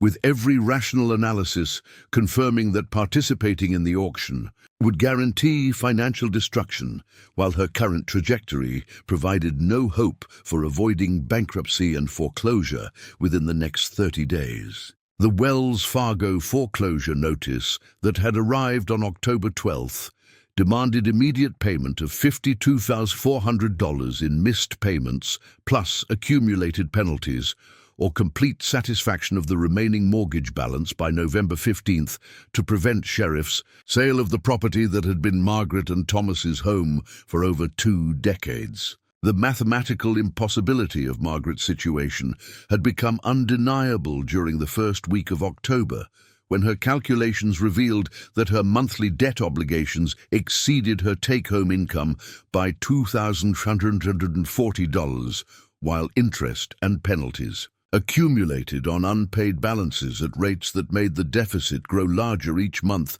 regardless of her efforts to increase working hours or reduce survival expenses. The payday loan payments that consumed 47% of her gross income were scheduled to increase by an additional $340 monthly in November, when the final loan entered full repayment status, creating a financial deficit that would exceed $2,500 monthly, while providing no pathway for debt reduction or financial stabilization. The foreclosure timeline that would eliminate Margaret's housing security included court proceedings scheduled for November 8th that would establish the sheriff's sale date, followed by a 10-day redemption period during which Margaret could prevent foreclosure only by paying the full mortgage balance, plus legal fees and accumulated penalties totaling approximately $267,000. The redemption amount that would be required to save her home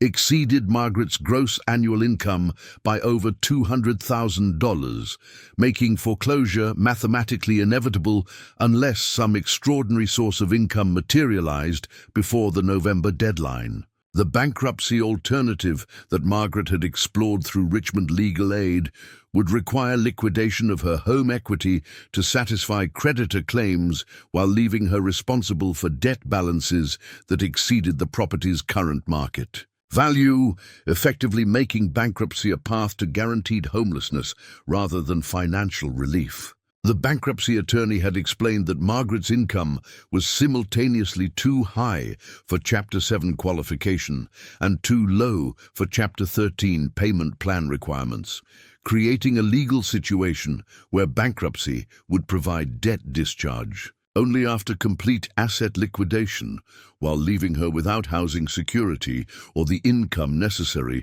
for establishing new rental arrangements. The rental housing impossibility that would follow foreclosure included security deposit requirements ranging from $4,200 to $8,900 for apartments that would accept tenants with credit scores below 400, application fees that averaged $280 per a property when landlords required multiple applications due to credit and income limitations, and monthly rental costs that exceeded Margaret's current mortgage payments while providing no equity accumulation or housing stability for someone facing ongoing medical debt collection and wage garnishment proceedings. The employment complications that would result from homelessness included the practical impossibility of maintaining professional appearance standards required for hospital nursing positions, loss of reliable address and communication access,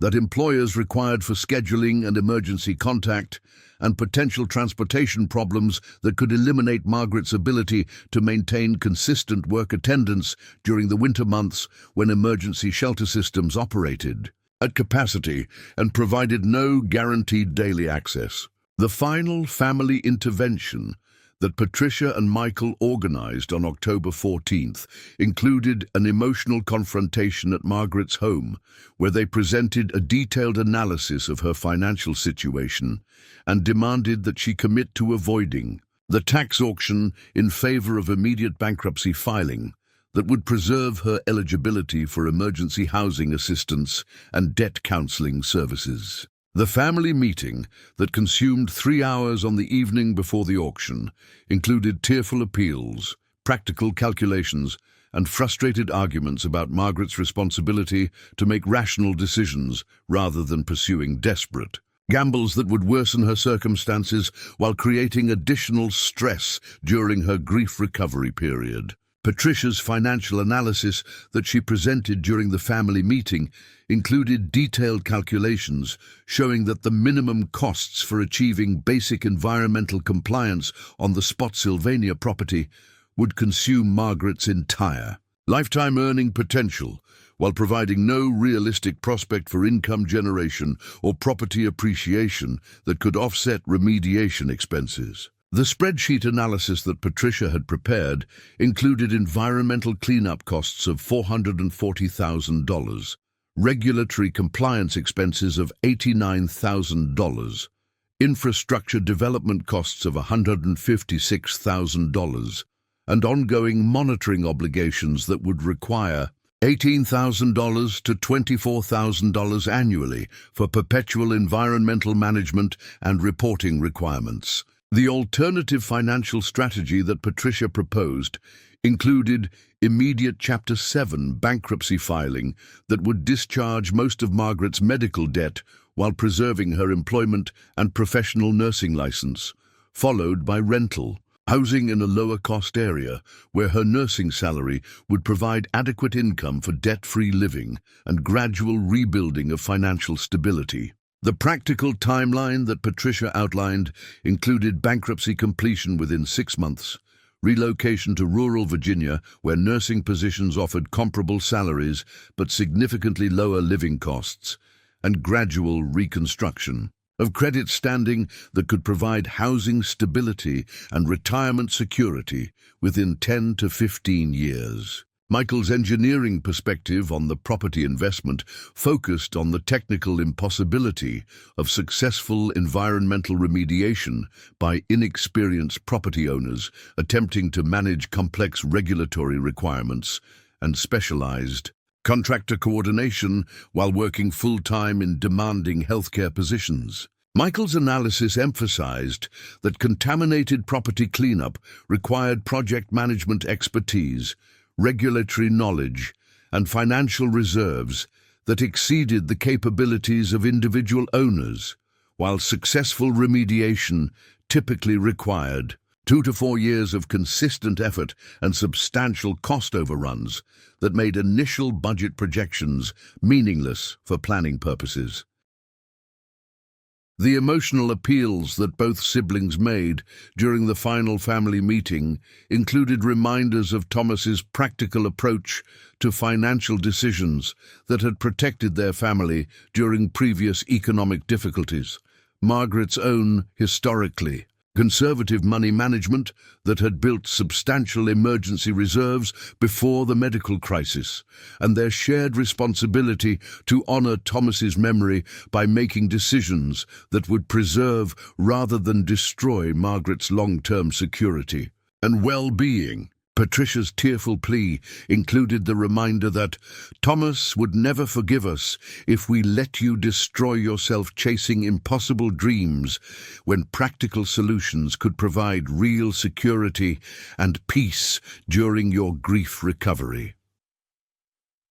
The family ultimatum that emerged from the October 14th meeting included Patricia's offer to provide $8,000 in emergency funds for bankruptcy attorney fees and moving expenses if Margaret would commit to avoiding the tax auction and pursuing conventional debt resolution, combined with Michael's promise to assist with relocation logistics and temporary housing if Margaret would prioritize stability over speculation during her financial recovery period. The family support that was contingent on Margaret's agreement to avoid the property auction represented the last remaining safety net that could provide practical assistance during her transition to post-bankruptcy financial stability. The family. History reminders that Patricia and Michael emphasized during their final appeals included their parents' survival of the 1970s recession through conservative financial management and community support, their own family's success in building stability through steady employment and careful spending rather than speculative investments, and Margaret's previous success in accumulating substantial savings through disciplined budgeting that had been eliminated only by the extraordinary medical crisis that no reasonable planning could have anticipated or prevented. The final professional consultations that Margaret completed during the week before the auction revealed universal opposition from experts across multiple disciplines, with environmental attorneys, property appraisers, construction specialists, and financial advisors providing consistent warnings that purchasing the Spotsylvania County property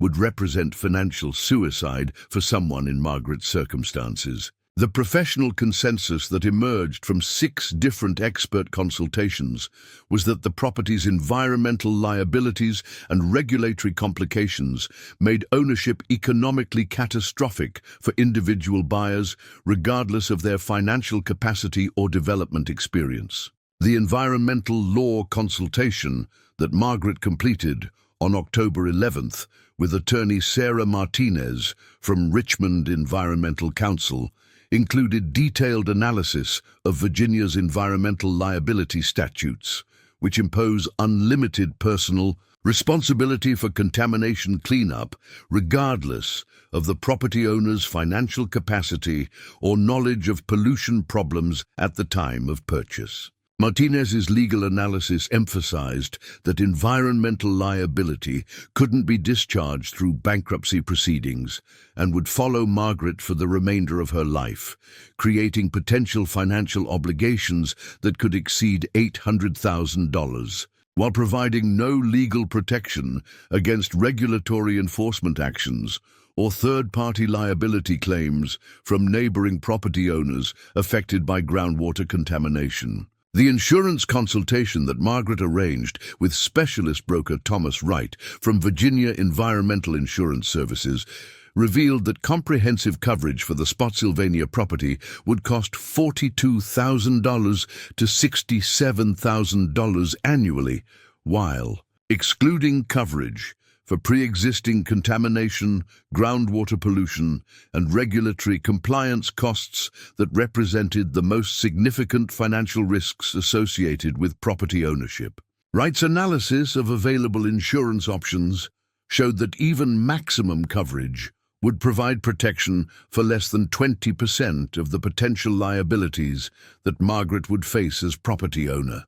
while policy deductibles would exceed $50,000 before any insurance benefits would provide financial assistance during environmental emergencies or regulatory enforcement actions. The banking consultation that Margaret completed with commercial loan officer Jennifer Adams from Richmond Community Bank confirmed that no conventional financing would be available for purchasing or developing contaminated properties, while specialized environmental restoration lenders required credit qualifications and income verification that eliminated Margaret from consideration for any loan programs that might support environmental cleanup projects. Adams's review of Margaret's financial documentation revealed that her debt-to-income ratio and credit history disqualified her from every available financing option, while the property's environmental status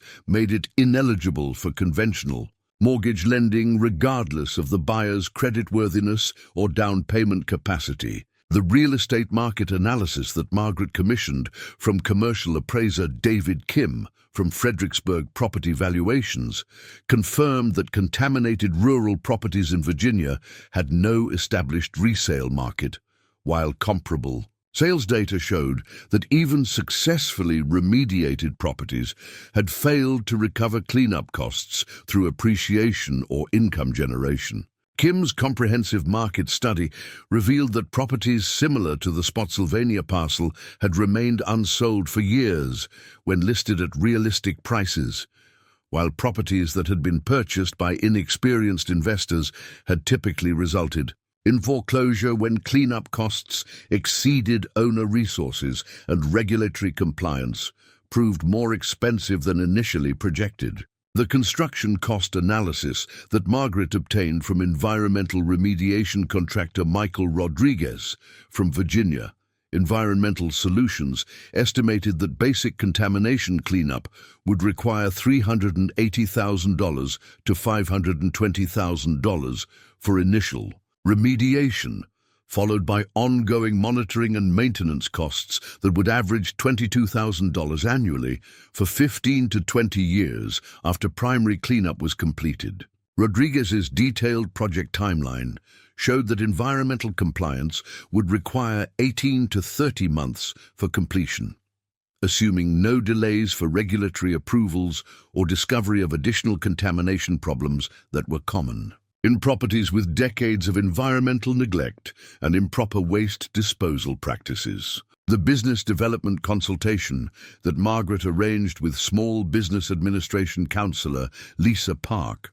revealed that any commercial use of the remediated property would require additional permits, licenses, and compliance with commercial development codes that would increase total investment requirements by approximately 40%, while creating ongoing operational obligations that required business management experience and financial reserves that Margaret didn't possess. Park's analysis emphasized that rural property development typically required 3 to 5 years for achieving positive cash flow, while environmental complications could extend development timelines unpredictably while generating cost overruns that made financial projections meaningless for planning and budgeting purposes. The practical requirements for participating in the Spotsylvania County tax auction that Margaret discovered during her final preparation included bidder registration fees of $500, proof of financing for bids up to $150,000 through certified bank letters or cash deposits, and immediate payment obligations that required winning bidders to provide certified funds within 2 hours of auction completion or forfeit their deposits while remaining liable for the winning bid amount. The auction procedures that the county used provided no cooling-off periods, no financing contingencies, and no opportunities for post-auction inspection or environmental assessment that might reveal problems not apparent during the brief pre-auction viewing period. The competitive bidding environment that Margaret would face at the October 15th auction included experienced real estate investors who had attended multiple tax auctions and understood property evaluation techniques that individual bidders typically lacked. Commercial development groups that specialized in environmental remediation projects and had access to capital resources that exceeded Margaret's financial capacity by hundreds of thousands of dollars, and professional land speculators who used sophisticated bidding strategies designed to eliminate inexperienced participants from competitive situations. The financing requirements that Margaret had attempted to arrange for potential auction participation revealed the impossibility of securing adequate funds for both property purchase and subsequent development activities that would be necessary for making the investment economically viable. The cash requirements for auction participation would consume Margaret's remaining emergency funds, while leaving her without resources for environmental testing, regulatory compliance, or basic property maintenance that would be required immediately. after purchase to avoid additional penalties and enforcement actions from state environmental agencies. The legal obligations that would accompany successful auction bidding included immediate acceptance of all environmental liabilities associated with the property, personal responsibility for ongoing regulatory compliance regardless of Margaret's knowledge or financial capacity, and potential liability for contamination, cleanup costs that could extend beyond property boundaries if groundwater pollution affected neighboring wells or water supplies used by surrounding agricultural operations. The legal commitments that auction participation would create were irrevocable and couldn't be modified through subsequent negotiation or legal proceedings, making the auction bid a permanent financial obligation regardless of Margaret's ability to manage the resulting responsibilities. The due diligence limitations that characterized tax auction procedures meant that Margaret would need to make bidding decisions based on incomplete information about environmental conditions, regulatory requirements, and development potential that could significantly affect the property's actual costs and income-generating capacity. The inspection period that the county provided lasted only 4 hours on the morning of the auction and didn't allow for environmental testing, engineering assessment, or detailed evaluation of infrastructure requirements that would be necessary for making informed investment decisions about complex, contaminated properties. The neighborhood opinion that Margaret encountered during her final property visits included concerns from surrounding landowners about potential groundwater contamination that could affect area wells and agricultural operations, skepticism about her ability to manage complex environmental cleanup as an individual property owner without development experience, and warnings from local residents who had observed previous failed attempts to develop contaminated properties in Spotsylvania County. The community sentiment that Margaret discovered suggested that local residents viewed the property as an ongoing environmental hazard that required professional management rather than individual ownership that might worsen contamination problems through inadequate cleanup efforts. The local real estate professional community that Margaret consulted during her final decision-making period expressed universal opposition to her participation in the auction, with agents and brokers describing the Confederate Road property as one of the most problematic parcels in central Virginia, due to environmental complications that had prevented successful development by previous owners with substantially more financial resources and technical expertise than Margaret possessed. The professional real estate consensus was that the property required institutional ownership or government acquisition rather than individual purchase by inexperienced buyers who would inevitably face financial ruin when cleanup costs exceeded their resources. The nursing professional community at VCU Medical Center that became aware of Margaret's property investment considerations expressed concern about her emotional and financial decision-making during the grief recovery period, with colleagues and supervisors suggesting that major financial commitments should be postponed until Margaret's emotional stability and judgment had recovered from the trauma of Thomas's death and the subsequent financial crisis. The workplace social pressure that Margaret experienced included well-intentioned advice from nursing colleagues who had experience with real estate investments and unanimously recommended against purchasing problem properties during periods of personal crisis and financial instability. The church community support that had previously provided emotional assistance during Thomas's illness and death included gentle discouragement from participating in speculative property investments that could worsen Margaret's financial circumstances and create additional stress during her grief recovery. The pastoral counseling that Margaret received emphasized the importance of making decisions that would provide stability and security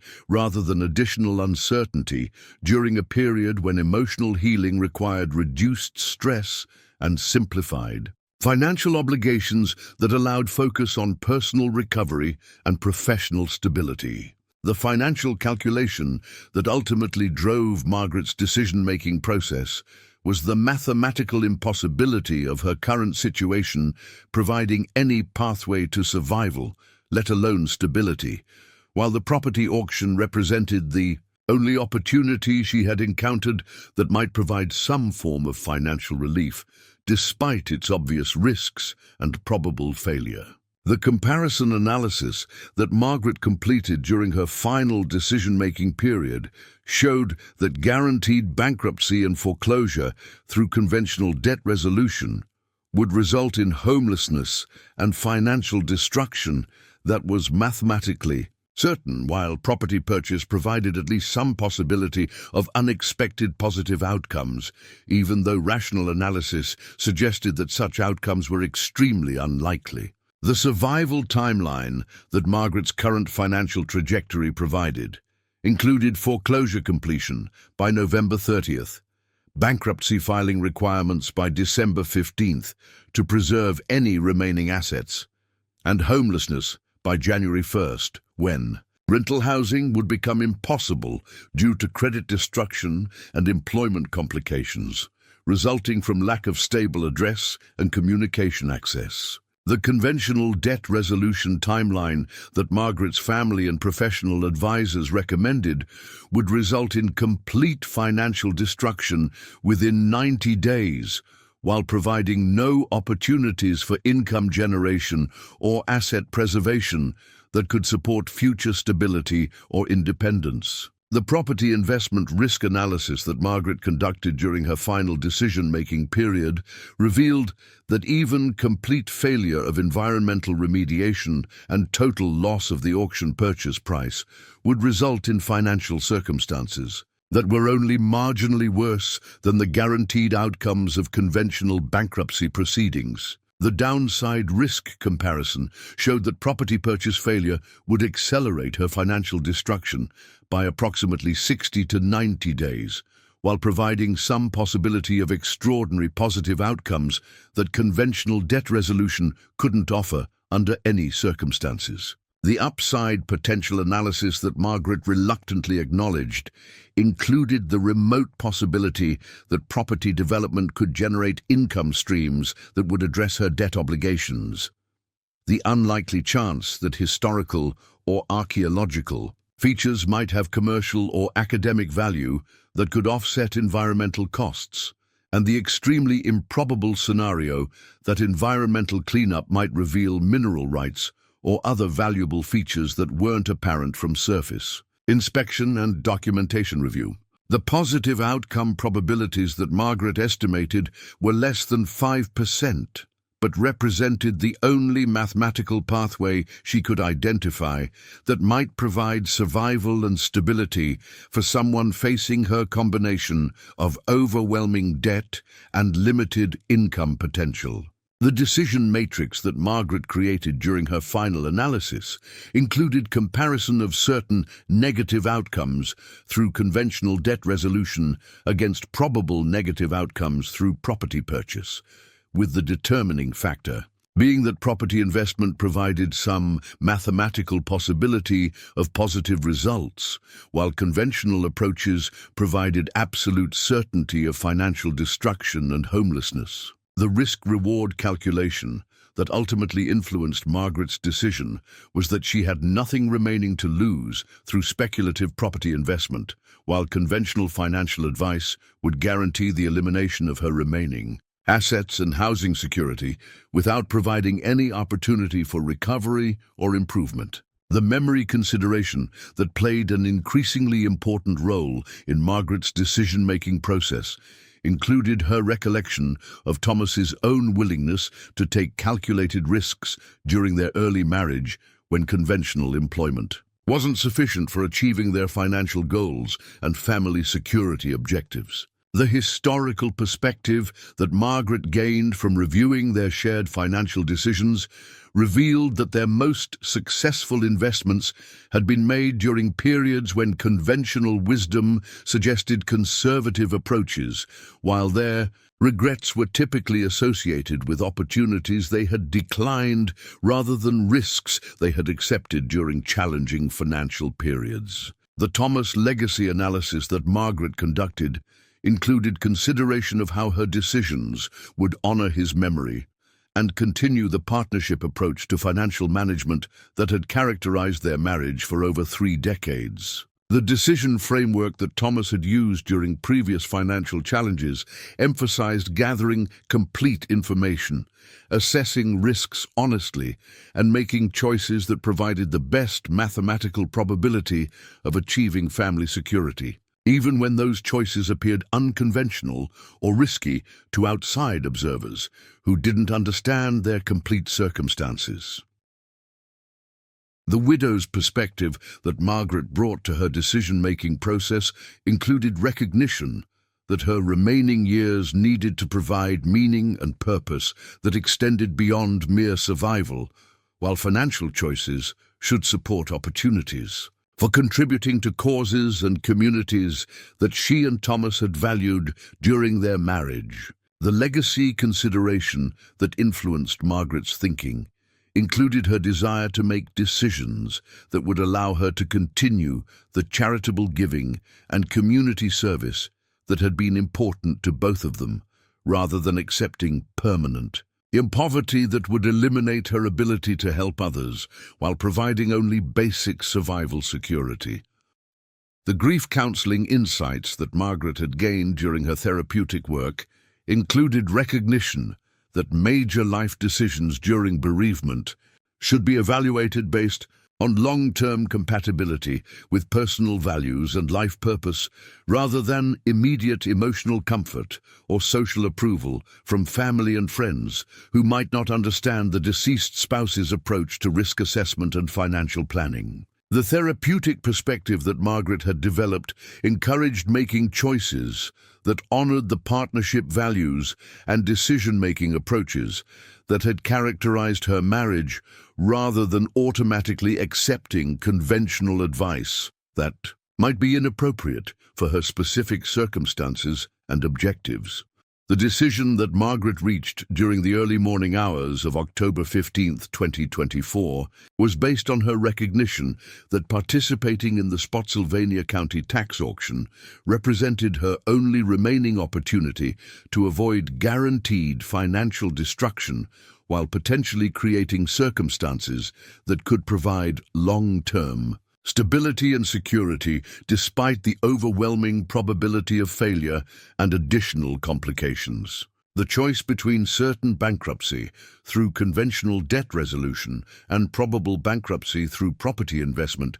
ultimately favored the option that provided some mathematical possibility of positive outcomes, even though rational analysis suggested that such possibilities were extremely remote and unlikely to materialize. The practical preparation that Margaret completed for auction participation included liquidating her remaining emergency savings to provide $12,000 in certified funds for bidding capacity, arranging time off from VCU Medical Center that would eliminate essential overtime income during a period when every dollar was critically needed for debt service,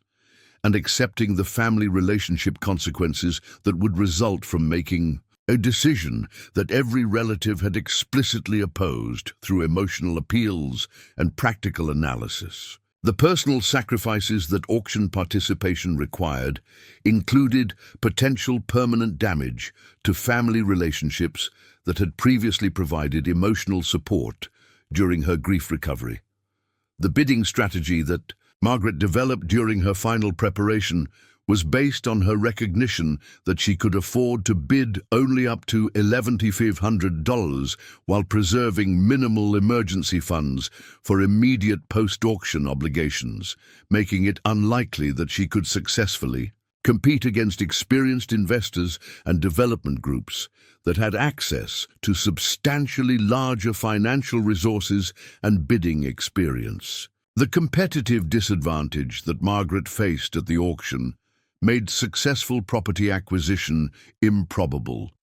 but participating in the bidding process would at least provide closure and the knowledge that she had attempted every possible option. For avoiding conventional bankruptcy proceedings, the emotional preparation that Margaret completed during the final hours before the auction included acceptance that her decision would be criticized by family members and professional advisors who couldn't understand her circumstances or appreciate the mathematical impossibility of conventional debt resolution providing any pathway to survival or stability. The social isolation that would result from making an unpopular decision was an acceptable cost for preserving the possibility of outcomes that conventional approaches couldn't provide under any circumstances,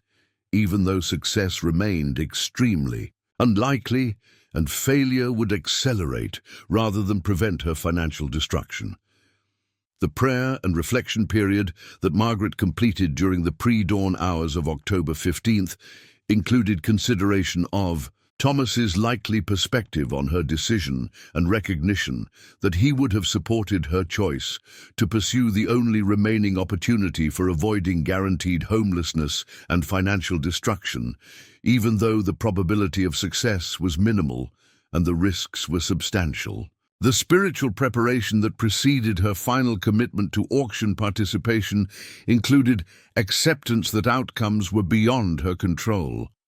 while her responsibility was limited to making the best possible decision based on available information and mathematical analysis of her alternatives. At 8:47 a.m. on October 15, 2024, Margaret Sullivan drove her failing Toyota Camry from her threatened home in Henrico County to the Spotsylvania County courthouse, carrying $12,000 in certified funds, and the desperate hope that 47 acres of contaminated farmland might somehow provide the extraordinary discovery that could transform her impossible circumstances into stability and security. But what Margaret couldn't have known as she walked into the courthouse that morning was that her decision to risk everything on seemingly worthless Civil War-era farmland would soon lead to the discovery that would vindicate her choice beyond anything she could have imagined during those terrifying months when rational analysis suggested that nothing could save her from the financial destruction that Thomas's medical debt had made mathematically inevitable. Up next, you've got two more standout stories right on your screen. If this one hit the mark, you won't want to pass these up. Just click and check them out. And don't forget to subscribe and turn on the notification bell so you don't miss any upload from us.